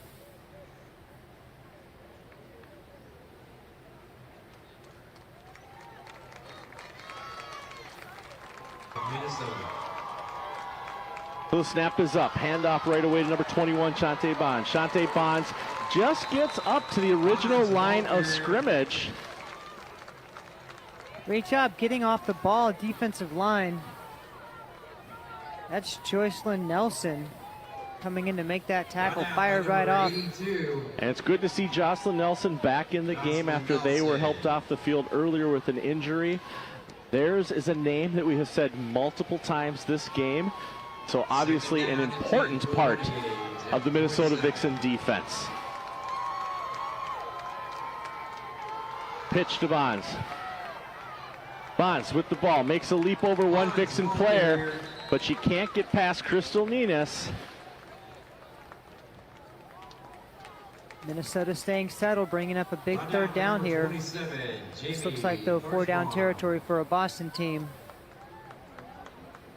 You know, neither of these teams have done a lot this season as far as field goals go. And what we found here is what's going on. Officials timeout for an injured defensive player. Well, I know from our side, Boston hasn't needed to kick field goals. They've pretty much scored touchdowns on all of their possessions as they get down close to the red zone. You're up there in Minnesota. So Pat has a little bit of an update for us as we see Sheena Reed come off. Pat, what do you have? Yeah, now the temperature is not that humid down here, but there's 3 or 4 Vixen players that have experienced cramps. They're going to make sure they stay hydrated. get them in and out, rotate the players so they can get the most out of everyone when they're on the field. Back to you, Brian. Yeah, it's currently 80 degrees right now as we see number 21, Shantae Bonds, break a few tackles. And on an important 3rd down and 6, Bonds manages to pick up another Metro Health first down for the Boston Renegades. And they found a little seam up the middle of that defense. A couple backs in the backfield lead blocking for her. The WFA National Championship would not be possible without support from Metro Health, the preferred medical provider of the Women's Football Alliance National Championship. Metro Health is redefining healthcare by going beyond medical treatment to improve the foundation of community health and well-being. Thank you to Metro Health and the medical staff here today at the National Championship. Once again, Bonds with a run up the middle, bringing up 2nd and goal. 2nd and goal, quick handoff to Bonds. Bonds is in for another Boston Renegades touchdown. Making it look too easy, Bonds. That offensive line just got a little bit of push. All she needed to do was cross that ball over the line. Boston goes up 27-14.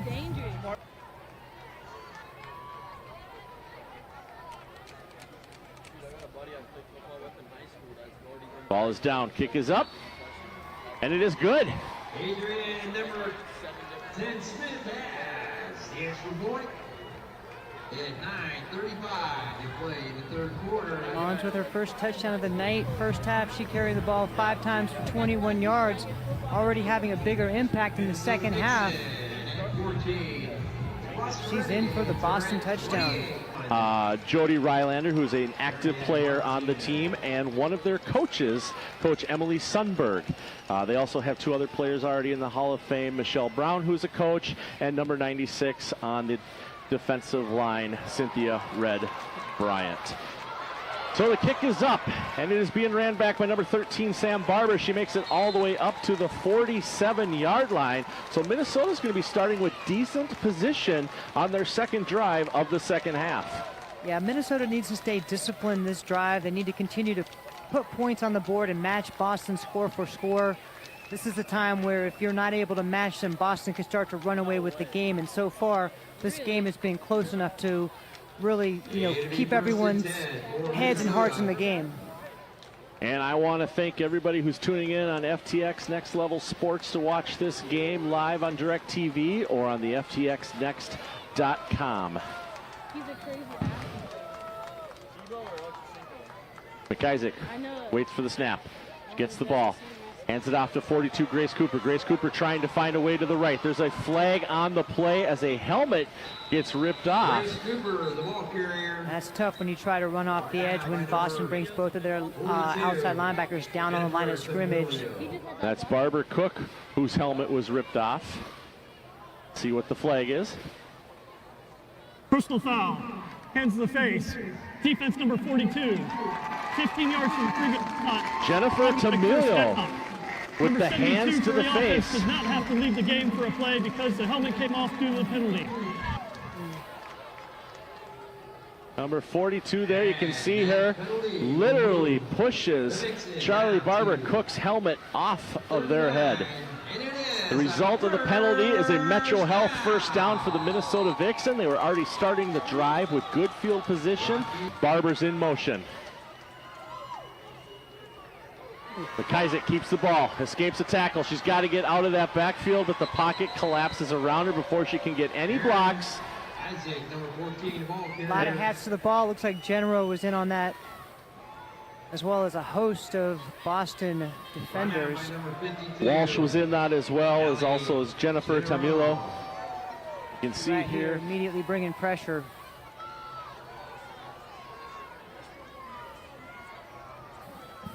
Second down and 15 for Minnesota.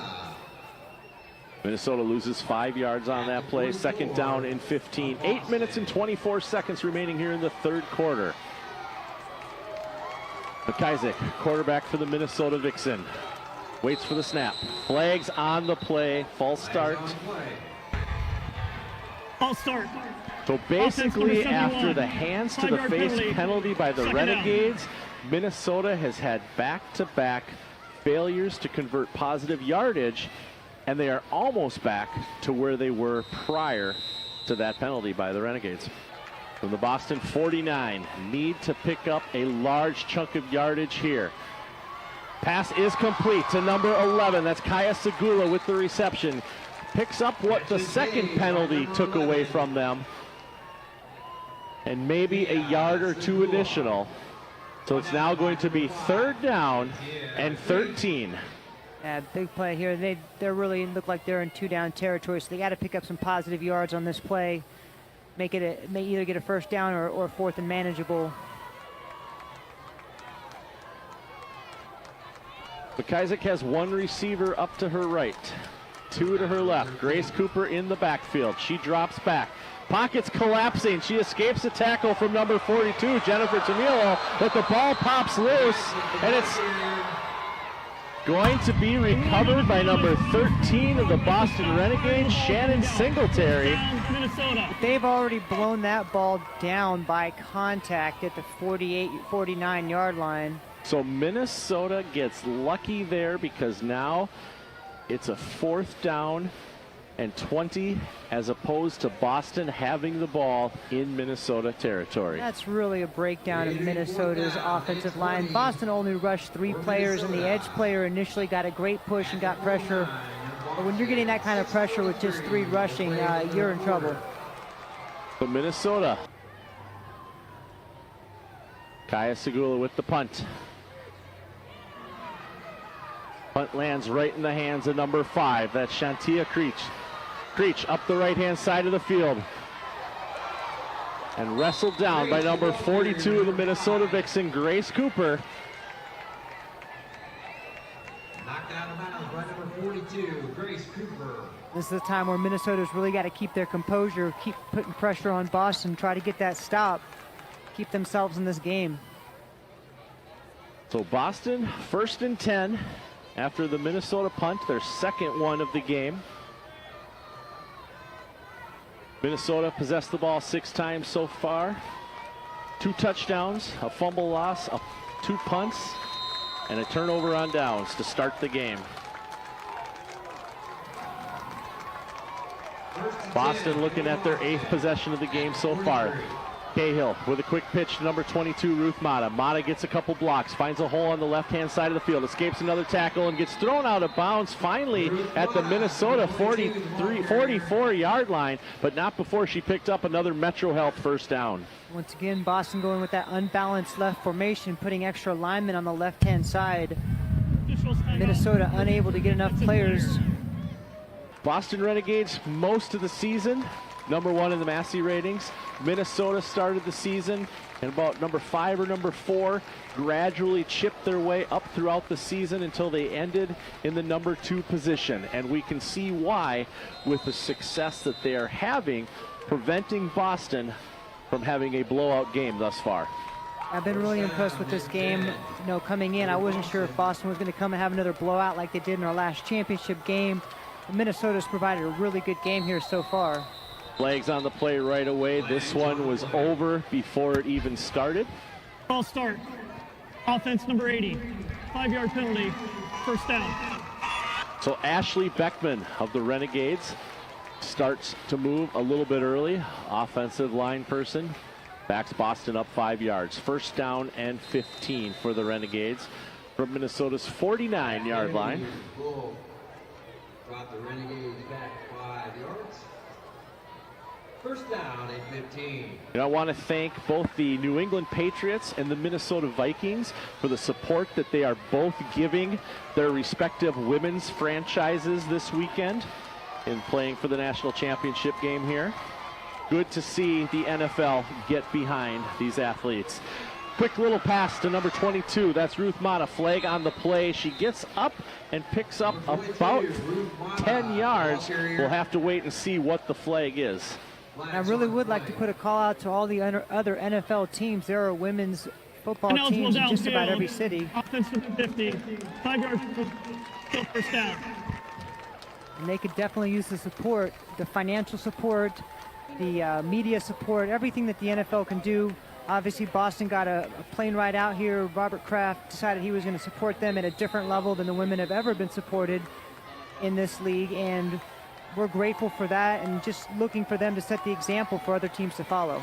And you know, Donna, you and I, as both being Raiders fans, we remember the AFC Championship game with the tuck rule in the snow. We do. So we don't have a lot of love for the Renegades. Excuse me, for the Patriots. Patriots, right. But what the Patriots did for the Renegades prior to this game, I think they earned some of that respect back. Well, I definitely have a lot of respect for them. And as a NFL uniform inspector the last 3 years, I was definitely impartial and did not give favorites to any teams working that job. But, you know, when it comes down to it, you got to respect what he's doing and what their organization is doing for this Boston women's team. Another Minnesota player down on the field waiting to see if it's cramps, as Pat told us that so many of them are cramping up from the heat and the. I can't speak for you, but when you watched Born to Play for the first time and you saw us on the screen, that was cool. Had to have made you feel special. Snap is up to Cahill. Cahill dumps the ball, and it's intercepted by Red Bryant, number 96 of the Minnesota Vixen. I don't think in the history of me, being a part of this league that I have ever seen Red Bryant, an original gangster Vixen from 1999, with an interception, and none more important than this one tonight. That's incredible. 23-year veteran on the D-line, coming up with a huge play, keeping her team in this game. Wow. And you can hear the love from the stands for Cynthia Red Bryant. Her wife is a professional bodybuilder, and I know they work out together. So when Red is on that line, she is all business all the time. Minnesota 1st and 10 from the Boston 45-yard line, wearing their white jerseys, moving right to left across your screen. McIsaac waits for the snap, drops back, throws the ball, it's complete to number 13, Sam Barber, who drops the ball, and it looks like once again we're going to have a turnover followed by a turnover.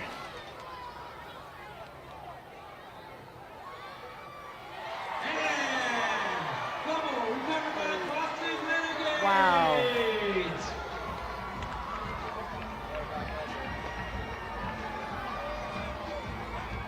So twice this game now, there was a fumble loss by Minnesota twice, and there was interception losses by Boston twice. But here you can see Cahill drop back. She puts the ball. Sheena Reed gets a hand on it and basically tips it into Red Bryant's hand for the interception. And you can see under her shock doctor mouth guard there, the smile on her face. And it almost doesn't look like she has possession of that ball. She's trying to pull that ball and tuck it as it comes out, but officials called it a catch. So Cahill with the quick snap, hands it off. Didn't quite see. It looks like it was Shantae Bonds that received the handoff. Number 21. Ran a few yards forward. Yep, Shantae Bonds did get that. Gained 1 yard on the play. 2nd down and 9 for the Boston Renegades. 3 minutes and 53 seconds remaining here in the third quarter. Boston up 28-14 over the Minnesota Vixen. Another quick snap. Pass complete, and they're going to give her forward progress there. That's number 10 this time, Adrian Smith. Well, I have so much respect for Red Bryant, their D-line, and Moose Raylander, linebacker, two 23-year veterans of women's football.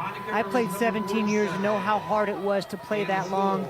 To have a 23-year career, it's just incredible, and they are owed all the respect that they get.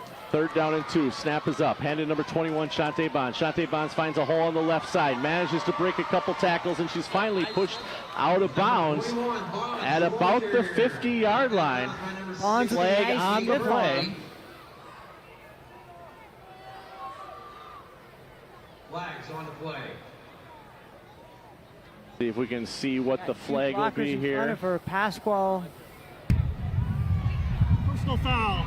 Hands offense number 21. So Boston picks up another hands to the face penalty, which that is their 3rd hands to the face penalty this game assessed to the Boston Renegades. So I wonder if that was on Bonds. She did get a good stiff arm.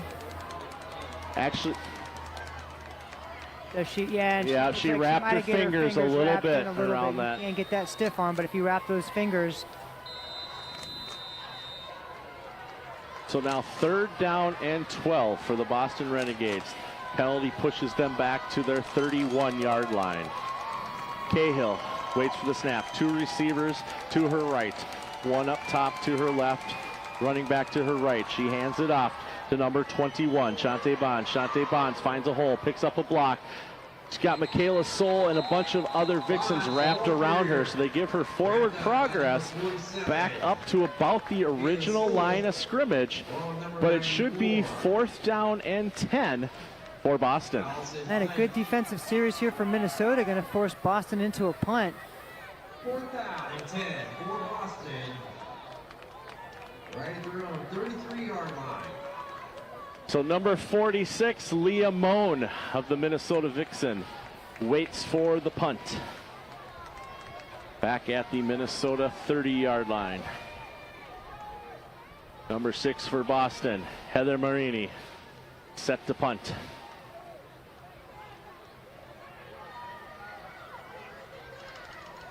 Snap is high. Punt is off. Takes a couple Boston bounces and settles right at the Minnesota 40-yard line. And the ball will be down at the 40-yard line. Minnesota had something going on that last drive with that pass. Let's see if they can hold on to the ball this time. So Minnesota 60 yards away from going within a possession of this game once again. Hand off right away. Grace Cooper taken down in the backfield for a loss. Nothing doing is Genero off the edge. Run out by number 52. Genero doing what they have done for years, penetrating that offensive line and getting into the backfield before anything can develop for a running back or a quarterback on the opposing team. 2nd down and 12 for Minnesota at the 38. So Grace Cooper lined up for the direct snap. Takes the direct snap, gets a good block in the middle. But then right away, Boston is there. This time it's number 88, Erin Truex. Yeah, defense does a great job closing the holes, not giving her any room to run. And actually, correction, that was 68, Samantha McKay. The jerseys bunch up a little bit from this height up here. We don't always see perfectly clearly what the numbers are. 3rd down and 9 for Minnesota. Grace Cooper, the lone running back. 1 receiver to the left. McIsaac drops back, releases the ball. Pass was intended for number 16, Kate Murphy, falls incomplete, and already it's 4th down for the Minnesota Vixen. Boston putting a lot of pressure on the quarterback that time, forcing a quick throw. And we're going to check in with Pat down on the sideline. Pat? Yeah, I tell you, the emotional swing from Minnesota sideline, getting a turnover and turning it back over. That's happened twice. But I tell you what, you give Coach McCullough credit. He's keeping their heads up, staying motivated. You're only 2 touchdowns down. Anything can happen, and Minnesota's coming to play. Thank you, Pat. McIsaac waits for the snap. Cooper stands to her left. She backs up. She releases the ball, and there was nobody there. From what I could tell, it looked like Kate Murphy was not running the route that was called in the huddle. So now Boston takes over on downs in Minnesota territory on the 41-yard line. And this is dangerous territory for Minnesota here, with Boston getting good field position, already up 2 scores with 1 quarter to go in this game. So we know Minnesota can be a benefactor of the turnover. What we have to see is, are they able to do anything with it if they have another opportunity. 2 turnovers for Minnesota immediately, 2 turnovers for Boston immediately followed by 2 turnovers for Minnesota. Cahill, quick throw to number 3, Pasquale. Pasquale gets a good block. She's being chased by Bleasy. She escapes Bleasy's tackle where she is met by number 4, Amanda Atkins, and a bunch of other Vixen, but not before a Metro Health first down for the Boston Renegades. Boston's favorite, quick little tunnel screen out there. That's the end of the third quarter. So that is the end of the third quarter of the Women's Football Alliance National Championship game, where the Boston Renegades have 28 and the Minnesota Vixen have 14. We'll be back for the exciting conclusion of this game right after this. Today's game is fueled by Time Performance, the official nutrition partner of the Women's Football Alliance. Time Performance uses science and education to help the body recover and perform at peak levels. Thank you to Time Performance for helping to power the WFA all the time.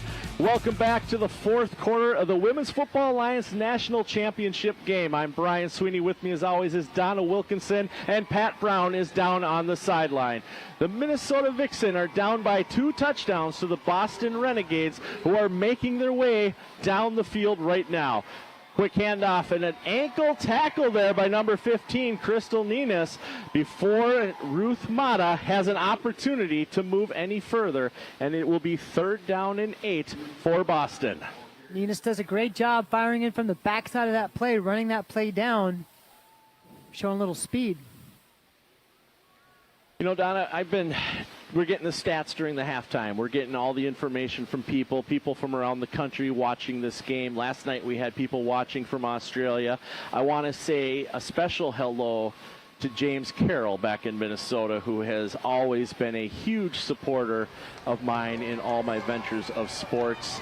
And Jim, I have an exciting announcement for you very soon, so you'll want to hear that. Allison Cahill takes the snap. She drops back. It's a quick little dump-off pass. Pass is complete to Ruth Mata, who is thrown out of bounds by number 47, Michaela Soul, for the Minnesota Vixen. However, that was good enough to get another Metro Health first down for the Boston Renegades. Boston caught Minnesota putting pressure on. Perfect play with all that pressure. Little screen right over the top. Got their offensive line out in front for the block. Michaela Soul, true story. I'll get to that here shortly if we have an opportunity. About one time when we traveled to Detroit for a game. Cahill hands off to Mata. Mata finds a hole, breaks to her right. Wide open. She is going to dive for another first down. It will be 1st and goal for the Renegades from the Vixen 4-yard line. So Cahill, 1st and goal from the 4-yard line. Waits for the snap. Hands it off to Mata. Mata gets a great block on the right-hand side, and she is in for another Boston Renegades touchdown. Just like that, Boston goes up by 3 scores. When they start scoring, it comes quick. And I think part of it might be the heat. They're starting to wear down the Minnesota Vixen, who have had a couple of cramp injuries and a couple of other injuries that has caused their players to come off the sideline. There you can see Mata gets a great block from number 15, Catherine Thailander. And now we wait for the point after. On that block. And we talked about that last night, how the receivers and the running backs are not afraid to go downfield and throw blocks for the rest of their team. Pat, what do you have for us?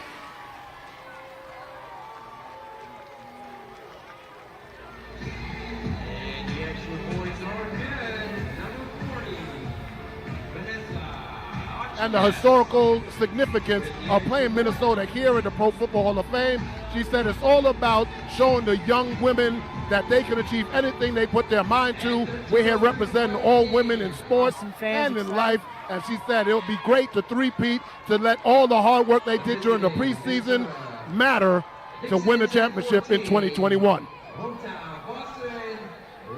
And you know, Pat, I agree with you 100%. Donna, Pat was talking about how important it is for these women on the field to show the next generation of young girls and teenage girls that women can play football. Well, absolutely. We've been playing football for 20 years now, 21 years to be exact.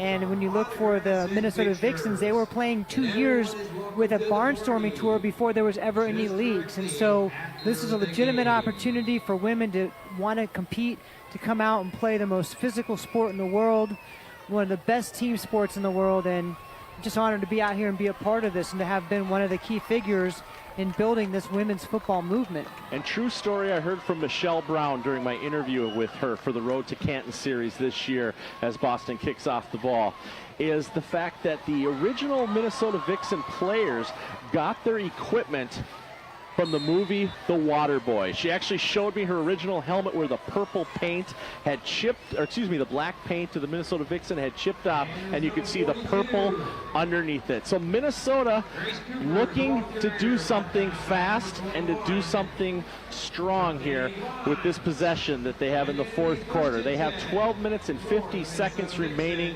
and they have to go 59 yards to get a touchdown to get back within 2 touchdowns of this game. Grace Cooper is in the backfield with Erin McIsaac. She has 2 receivers to her left. Sam Barber is in motion. Hands off. No, McIsaac keeps the ball herself. She's looking for a hole, makes a tackle and a spin. But number 24, Brianna Gallo, is there to stop McIsaac from getting any further down the field. Yeah, good option read there. She saw that her back did not have anything. She picks up a good 5 yards on that play. So second down for the Minnesota Vixen. 12 minutes, 24 seconds remaining in this game. Minnesota could use a little bit of that Waterboy magic right now. Looking down on the field, I do not see Bobby Boucher. So it is going to be up to B.A. Vixen and the rest of the Minnesota Vixen family to get this taken care of. Grace Cooper finds a hole, breaks tackle on the left side, gets enough for a first down, escapes another tackle, running up the sideline, finally pushed out of bounds by number 5, Shantia Creech, but not before a Metro Health first down. Great initial blocking, and she does the rest. Tough to bring down.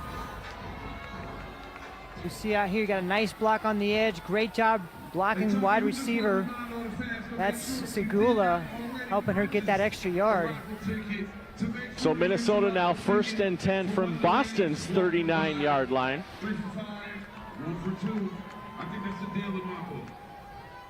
McIsaac waits for the snap. Cooper to her left. Snap is up. McIsaac keeps the ball. She goes up the left-hand side of the field, gets a good block from Segula.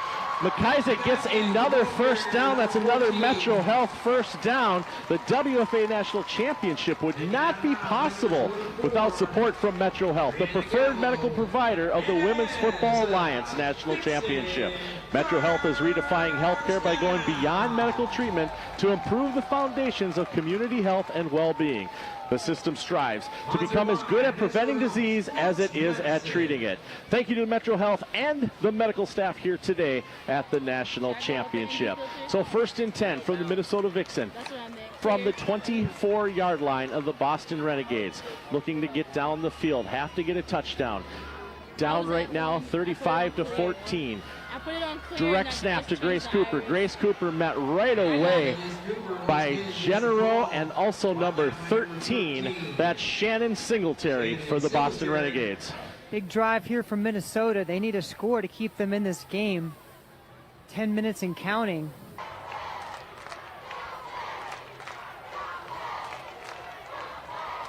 McIsaac waits for the snap. Barber's in. Hands off to Cooper. Cooper gets a block in the center. But right away, Genero is there to pull her down from behind. Well, Genero, the leading tackler on this Boston Renegades team, all over the field tonight. So she picked up about another 4 yards on that play. Going to be 3rd down and 5. As we see number 85, Adri Juzek, trots off the field for the Minnesota Vixen. Cooper stands next to her quarterback, Erin McIsaac. Minnesota Vixen wearing their white jerseys, moving left to right across your screen. 9 minutes and 40 seconds remaining in this game. It's a handoff to Cooper.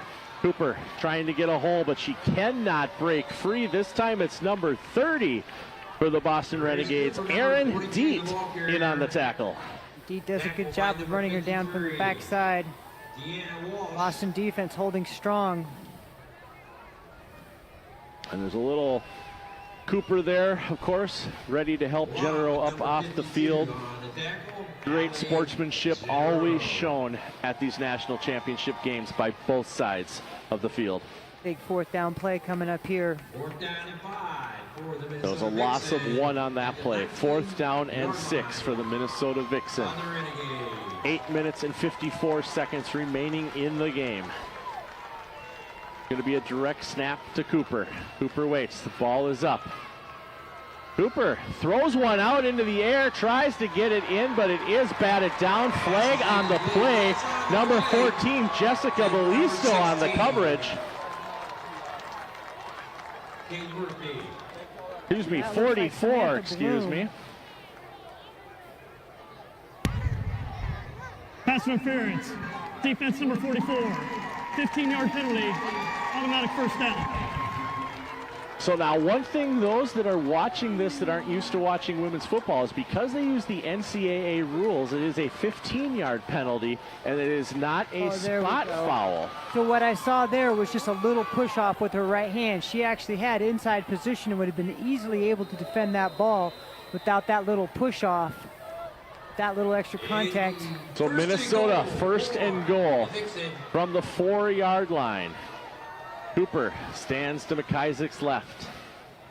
Ball is snapped. McIsaac, quick little throw, incomplete. Charlie Barber Cook ready to snap the ball to McIsaac. Ball is up. McIsaac keeps the ball, gets a couple yards. Are they going to give her forward progress? No, she's basically back to the line of scrimmage, which is the 4-yard line, and it is 3rd down and goal.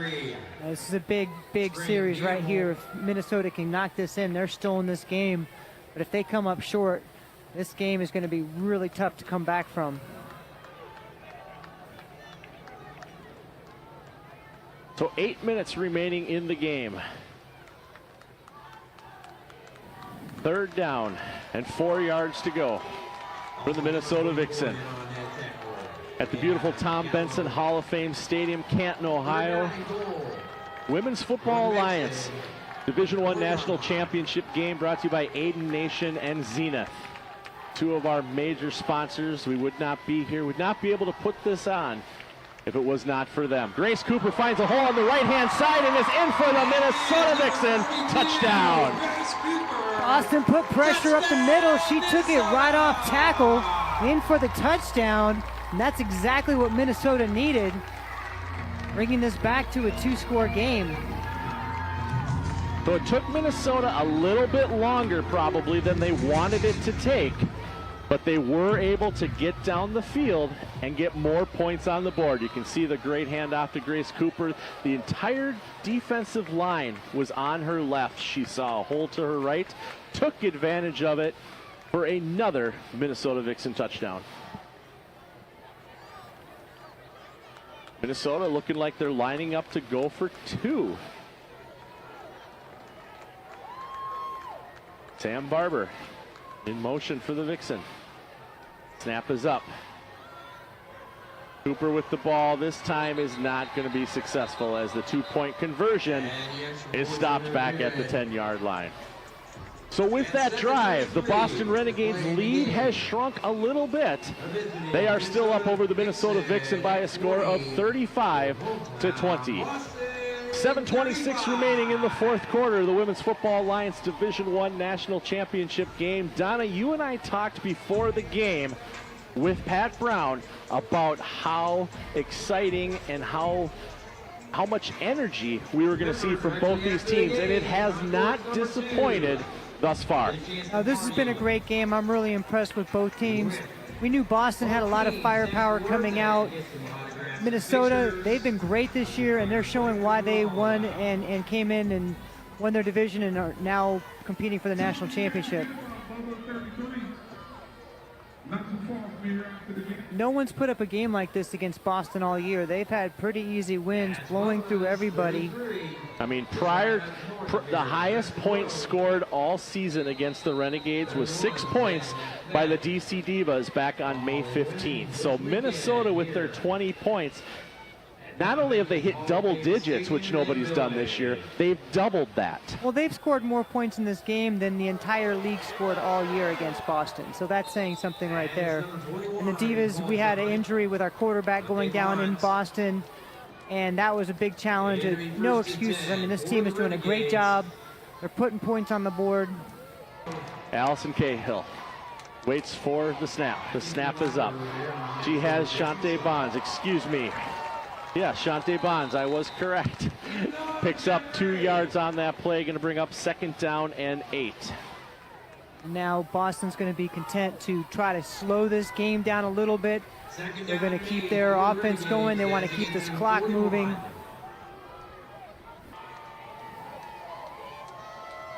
And you said we're going to watch them use the time. They watch the play clock count down to 3 seconds before the ball is snapped. It's a quick little pass to number 3, Stephanie Pasquale. Pasquale finds a hole. Minnesota trying to drag her out of bounds to stop the clock, but unfortunately she was taken down before that happened by number 15, Crystal Nenas of the Minnesota Vixen. So it's now 3rd down and 5, and once again we will see Cahill use clock management to run down as much time as possible. Yeah, you can see them really easy, taking their time, getting the play in.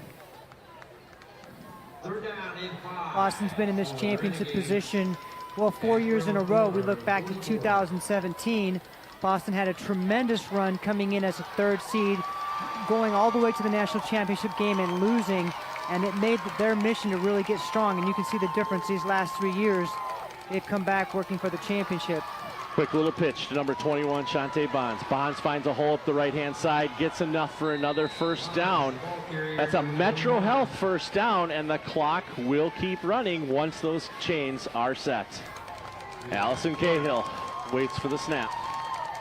Waits till the clock almost down. Hands it off to Shante Bonds right away. Bonds met immediately by number 91 of the Minnesota Vixen. That's Sheena Reed in on that tackle. Reed does a great job getting off the line of scrimmage. That's what we need to see every play if they want to have a chance to stop this offense. Got to get penetration in the backfield. And so now we talked a little bit earlier about Sheena Reed. Sheena Reed has a benefit that a lot of these other players don't have, and that Sheena Reed is deaf. She wears hearing aids during practice, but during the game she typically doesn't wear them. So during a hard count, she is never going to be fooled. Her eye is always on that center with the ball, and that's how she launches herself into that backfield.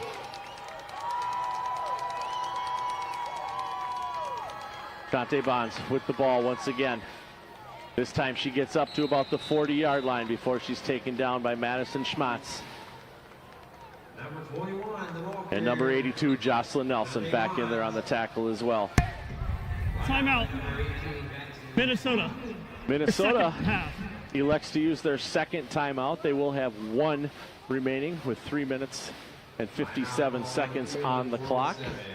35-20, Boston Renegades looking to win their 3rd straight national championship over the Minnesota Vixen. They just have not been one organization, so they've had multiple teams in Boston playing. Eventually they scooped up all those teams together and formed one powerhouse team, and they are going for their 6th championship in team franchise history. We have flags on the play. Cahill tossed the ball to Mana right away. It's going to be a false start. Offense, number 88. Against Boston. 5-yard penalty. 3rd down. Penalty on number 88, Erin Truitt. Mentioned her name earlier for a positive reason.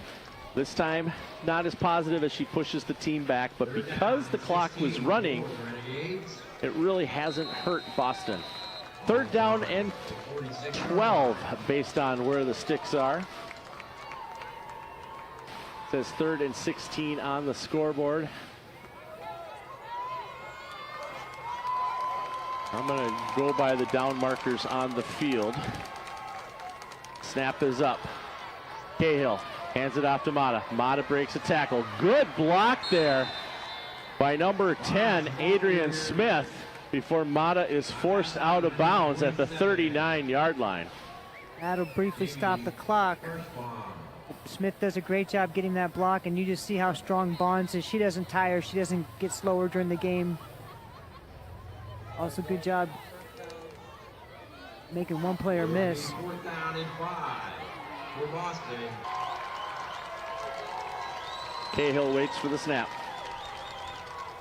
Snap is up. It's a quick throw to Pasquale. Pasquale on the right-hand side gets a key block. Escape a couple tackles, and number 32, Sil Winton, is there. And they stop the player from getting any further, but unfortunately not before another Metro Health first down for the Boston Renegades. Well, that was Minnesota's, I would say, last opportunity. If they could get that stop there, they have a chance to come down, get a quick score, maybe get an onside kick, get an opportunity. That's the drive that should seal it for Boston with 3 minutes to go. Minnesota can only stop the clock one more time, as you said, Donna. 3 minutes remaining in this game. Boston up 35-20 over the Minnesota Vixen in the Women's Football Alliance Division I National Championship game. Tom Benson Hall of Fame Stadium here in Canton, Ohio, home of the Pro Football Hall of Fame. And this has been a Hall of Fame type game as Cahill keeps the ball herself, eludes a couple tackles. She's on her way to the end zone, nobody else there. And Allison Cahill does it herself, gets another touchdown for the Boston Renegades. Well, they say she's the Tom Brady of women's football, but by the way she runs, I think she might run a little bit better than Tom Brady. Great job running into the end zone for that score. Nice little pull block by her offensive line to the races. And that is Allison's first rushing touchdown of the season. And she's only carried the ball twice before tonight. Well, she picked a great time to run for her first touchdown. How exciting for her, you know, watching her in the Born to Play movie, how they followed her and her family and everything that she has done for this team is spectacular. Boston lines up for the point after. The kick is up, and it is good. Yeah, and she's just a great person as well. When we were up playing Boston this year, the DC Divas had a really serious injury. One of the best running backs in women's football history. Here you can see Allison Cahill breaks a few tackles. Crystal Nunez is not able to pull her down. Mugas was the last person with an opportunity to reach her ankles, but doesn't quite get there. Cahill in for the touchdown to put the Boston Renegades up 42-20 over the Minnesota Vixen.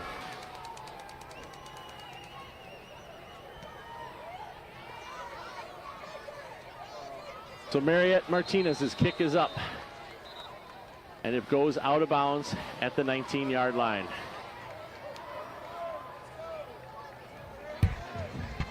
Free kick out of bounds on the kicking team. Ball will be placed at the 35-yard line. First down, Minnesota. Players running off the field for the Minnesota Vixen. You can see owner Laura Brown there high-fiving them as they leave the field, congratulating them for a wonderful season, a spectacular season. Minnesota has nothing to be ashamed about. They need to hold their heads high. They came in and battled a battle-ready, tough team. They fought all the way through. That end of the first half really killed them with those two scores going in, putting them down by 2 scores. But they've held strong and made this a good game. And I just got a message that a group of Vixens is called a skulk, S-K-U-L-K. So we now have learned that, so we can use that in the future. Tackled by a skulk of Vixens. I like it. So Sam Barber on the reception there. Minnesota gets a new set of downs. It's 1st and 10 from their own 48-yard line. Erin McIsaac waits for the snap. Grace Cooper stands to her left. McIsaac drops back. She keeps the ball, and she's met right away this time by number 72 of the Boston Renegades. That's Laura Pula. That hole closed real quickly. She thought she might have a little seam up the middle. Nothing doing. And the game is over. The Muskets will go off again. Minnesota loss of 4 on that play. 2nd down and 14. Snap is back. Pass is going, almost intercepted that time by number 24, Brianna Gallo. Pass was intended. Looks like it was intended for number 11, Kaya Segula. Gallo with great coverage, read McIsaac's eyes. Great read and break on that ball. Just unable to come up with the catch. You know, it's his birthday tonight. If I had a way of getting a message to the team, I would have them dump a jug of Gatorade, or excuse me, a jug of Aid Nation on Pat Brown. Oh, a little happy birthday celebration for him. Great coverage, Pat. McIsaac's pass is up, intended for Sam Barber. This time it is picked off. Who is that? Picked off by number 24 of the Boston Renegades. That's Brianna Gallo with the interception. There is a flag back on the 35-yard line. And there was an additional little hit there on the Minnesota player by number 13 from Boston. That's Singletary.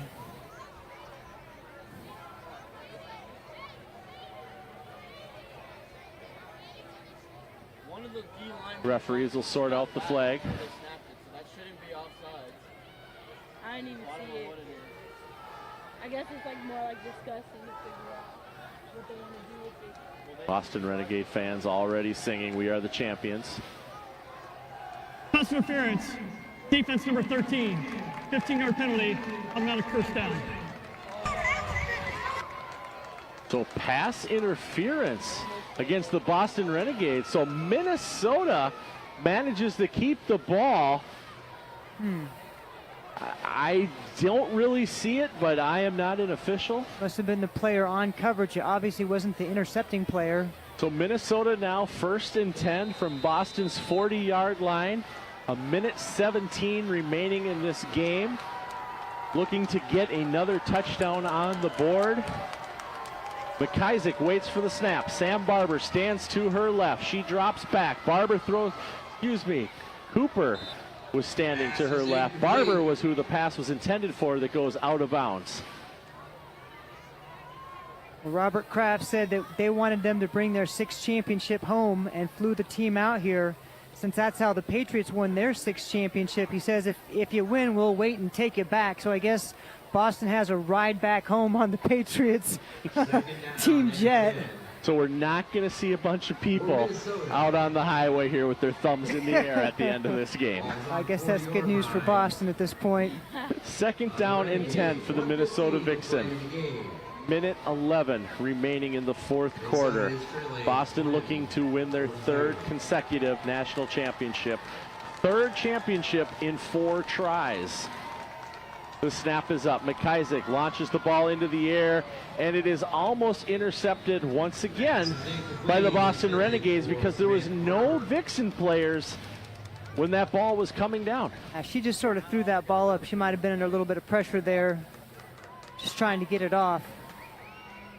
That looked like number 84, Megan McFadden from the Boston Renegades, that almost picked off that ball. Minnesota 1 timeout remaining, Boston with 3. I can't see a reason that Boston won't end this game with all 3 of their timeouts. If they didn't get that pass interference, the game would be over by now. 3rd down and 10. Minnesota Vixen on the Renegades 40-yard line. McIsaac the quarterback. She's got 2 receivers to her left, 2 receivers to her right. Pocket collapses quick. It's a quick little handoff. That's number 87 of the Minnesota Vixen. That's Janessa White that receives the ball. Gets all the way up to the 32-yard line. It's going to be 4th down and 2 for the Minnesota Vixen. Minnesota's trying to take advantage of that big Boston rush. Gets a little screen over the top. And Minnesota uses their 3rd and final timeout. So we're not going to see what Detroit did last night when Nevada was taking the knee to wind down the clock, and Detroit called the timeout to stop their celebration. They just wanted to extend Nevada's celebration a little bit longer.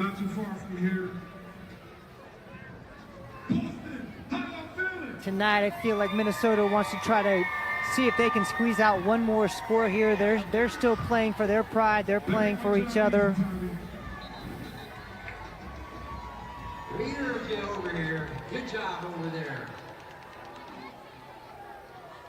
All right, 4th down and 2. Without a first down conversion here, this will be the last play of the game for the Minnesota Vixen. Grace Cooper stands to Aaron McIsaac's right. Waits for Charlie Barber-Cook to snap the ball. Sam Barber in motion. Ball is handed off to Cooper. Cooper gets enough for the first down. Cooper finding her way. She's down to the 10, the 5, and she's in. Is she in? Touchdown, Minnesota Vixen. Grace Cooper gets in one more time. The Minnesota Vixen fight has not ended. They're still in this game mentally, emotionally. They know they don't really have a chance to win, but they are still fighting, and that's great to see. You mentioned that the Vixen were playing for pride, and they are. You can see here on the replay, McIsaac fakes the handoff, but then does actually hand it off to Grace Cooper, who eludes a few tackles, almost gets taken down by the last minute by a couple of Renegades players, but gets just in next to the pylon to give the Vixen another 6 points. I know. So they're going to go for 2 again.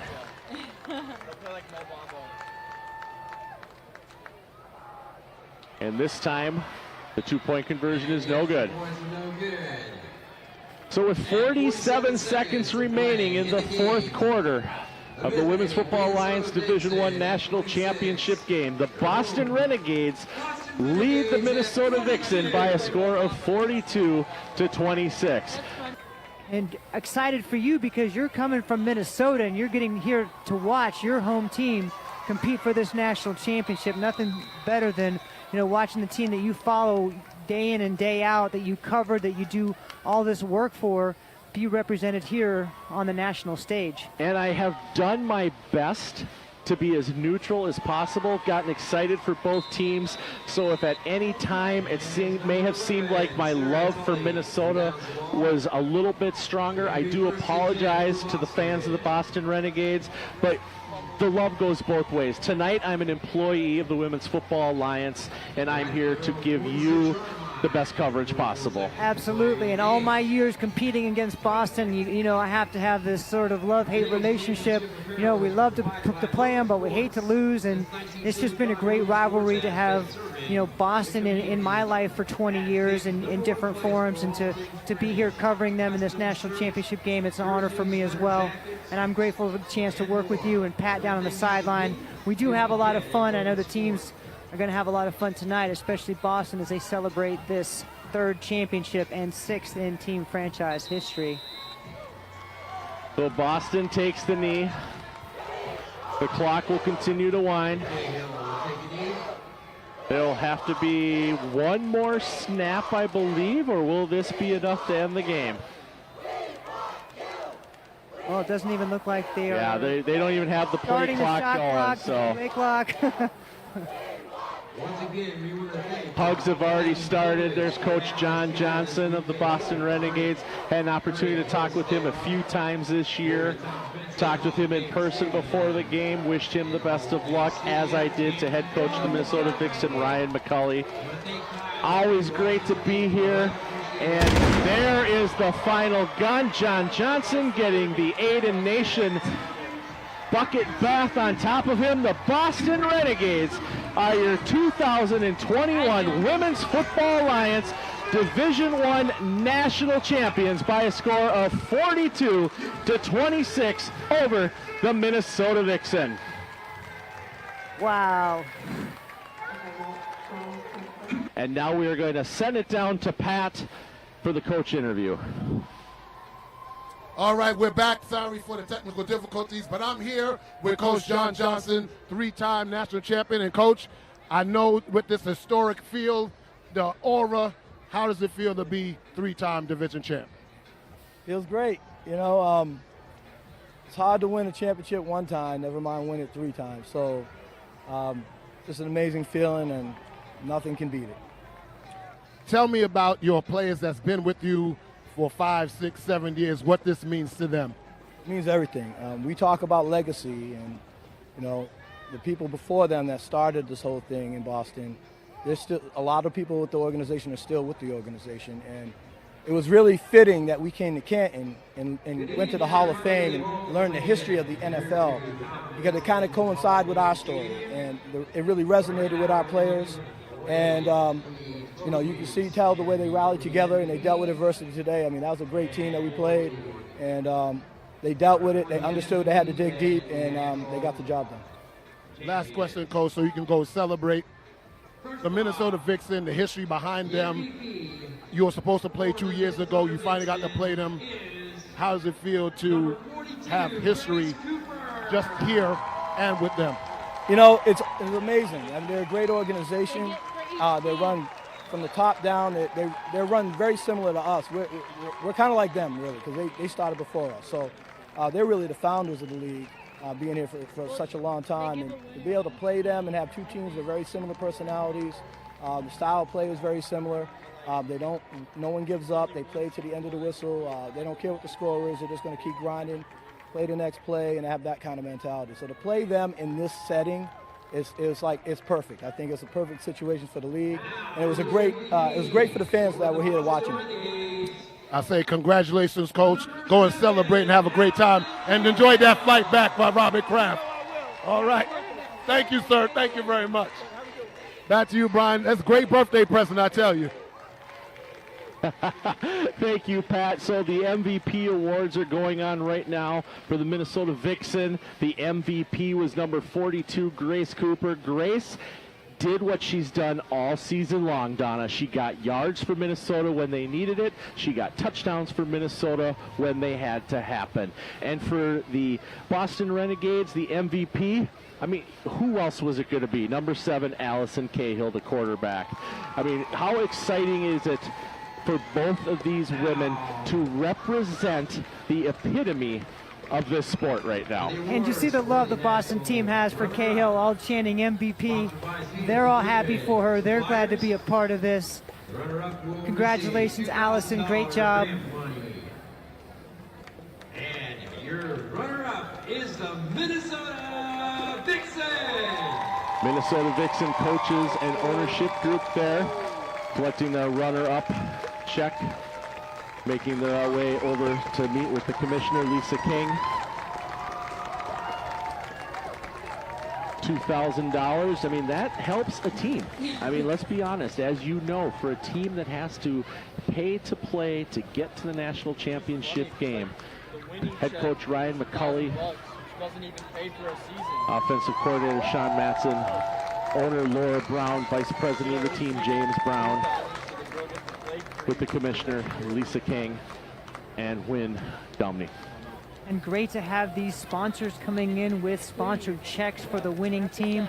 Another addition to what we're doing here in women's football. A lot of times these teams have come out and had to play in the national championship game, pay their way all the way through without any compensation coming back. So very grateful to our sponsors for offering this opportunity for the women. Grant to you 2021 champions, Boston Renegades. And of course we can hear public address announcer Tommy Parker congratulating the Boston Renegades, having their owner Molly Goodwin. Molly Goodwin, a former player, really intense player, one of those kind of, all-out folks. Molly doing a lap to show the fans right away that trophy before she poses with her picture. Thank you to Zenith Equipment Company for their amazing sponsorship of not only this game, but the league as a whole. Great uniform packages put together for all teams across the league. We're grateful for all our sponsors and for all those that look at this game and said, wow, we want to support women's football. Get involved. Pull out your pocketbook. Support women's football. We've been doing this for the love of the game, but it's time to get the financial backing so that we can continue to grow and evolve this sport, not only for ourselves, but for future generations, for all the girls that look up to these women, who see them as their role models, who see strong women as powerful and beautiful and something to look up to. That's really strong. You know, and you mentioned people that want to support, people that want to play as well. Follow Women's Football Alliance across social media, whether it's Facebook, Twitter, Instagram. Follow your teams. Go Renegades on Twitter. Minnesota_Vixen or MN_Vixen on Twitter. They will post when their tryouts are going to be. They typically start happening every year in October. So for Donna Wilkinson, Pat Brown, my name is Brian Sweeney. I want to thank you for joining us from Tom Benson Hall of Fame Stadium in Canton, Ohio for the Women's Football Alliance National Championship.